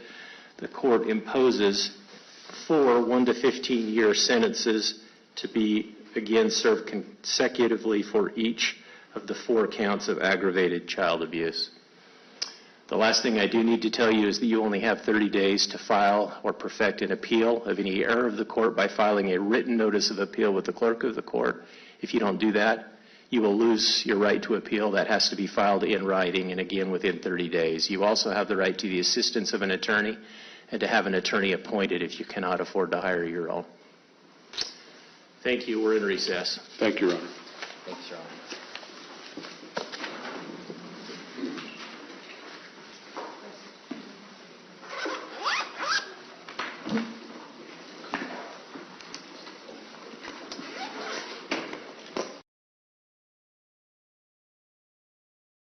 Would you believe me if I told you this whole situation could have been avoided though? If one person's voice had been properly listened to in the past. We're not talking a few years before this story takes place. No. We're talking well over a decade before.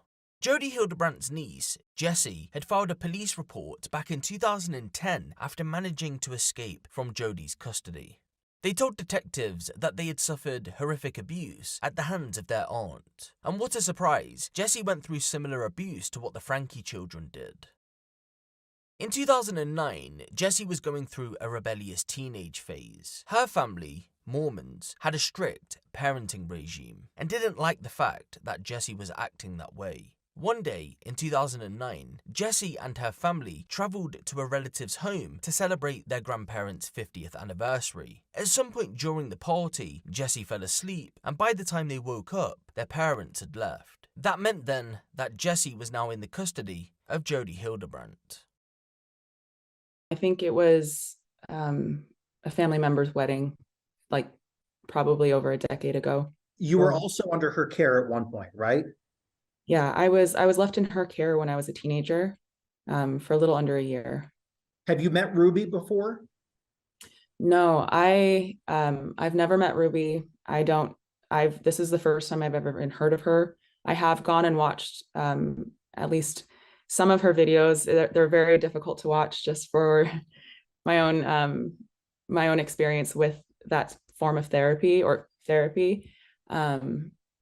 It's quite triggering, to be honest. So I've never met her, but the things that she is saying and regurgitating are very, very familiar to me. It's interesting to watch I understand this, but it's interesting to watch the world respond to her and kind of putting her at the forefront. And I understand that she's the mother of these children, and it makes sense. But the philosophies and the therapeutic modalities that she's using are Jodi's, and these are not new. These are not. This is a pattern that Jodi has been engaged with for at least 14 years. I don't know if there are other people that she's used these on, but she's definitely taught. I know that she teaches parents to use these types of therapies, as she would call them.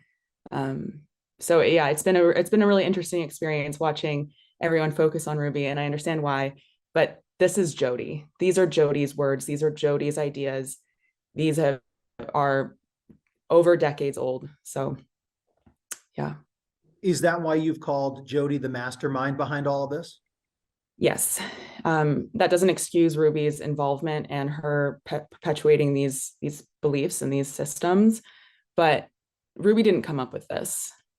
Ruby obviously supports it and has used these on her children, but this is coming from Jodi. In short, can you describe what you mean? Like, which practices are you talking about, just to make sure we're clear, because I know there's a lot out there. So which ones are you talking about that you've seen, that you're hearing about pertaining to her children, that you're familiar with too? Sure, yeah. So the things that I experienced while living with Jodi, I experienced being tied, I experienced being duct taped, I experienced being blindfolded, I experienced severe isolation, I experienced severe emotional, spiritual, and psychological abuse. I experienced the being told I shouldn't be around other people, being told that I was dangerous to be around. People were afraid of me to the point where I was afraid of myself. I was physically, I was forced to sleep outside in the snow. I was, like I said, isolated for up to 12 hours a day. If someone spoke to me directly, if I wasn't wearing duct tape on my mouth, I had to just stare at them and not respond, because she also had systems of people that would report back to her if I broke any of these rules. And her whole thing, which is deeply, darkly ironic, is that everything stems from shame, and how horrible shame is, and that all of the reason, like all of mental illness, all tics, so like OCDs, addiction, everything stems from shame, which is just horrifying, because she is the greatest perpetuator of shame. She also, and this is like a very deep connection, and why I chose to come forward to the media rather than just staying with the podcast. She accused me of being a sex addict. She accused me of being addicted to masturbation, to the point where I wasn't allowed to, I mentioned this on the podcast, to the point where I wasn't allowed to use tampons. I never was allowed privacy unless I was isolated. So that included the bathroom. I was never allowed to have the door closed because she was convinced that I was just constantly masturbating. She was convinced that I was addicted to porn. I had never seen porn at that point in my life. I didn't even know that people with my anatomy could masturbate. Like I had no idea any of this stuff, but I just believed her because everything, like, one, she used religion and God as a mode of control, and a mode to manipulate. And so I just believed all of these things. So her ability to convince you of these neuroticisms and these behaviors is, and I was a teenager. And so a child in that position of being told this over and over and over and over again, which I'm certain he was, stood no chance. She also, because of what the abuse and torturing that was going on, and the belief that she had that I was doing something more. So her rationale to the severity of these punishments and this physical and emotional abuse was, she wanted to make my life, and this is like her quote, like this is what she would tell me all of the time. She wanted to make my life so uncomfortable that it would force the sin out, that it would force me to confess. So things continuously got worse and worse and progressively more and more intense as a way to get me to confess, because she believed that if I had confessed everything, if all of my sins were out and in the open, that I would be getting better. And I was declining like very fast, exponentially. And so she just kept ramping it up.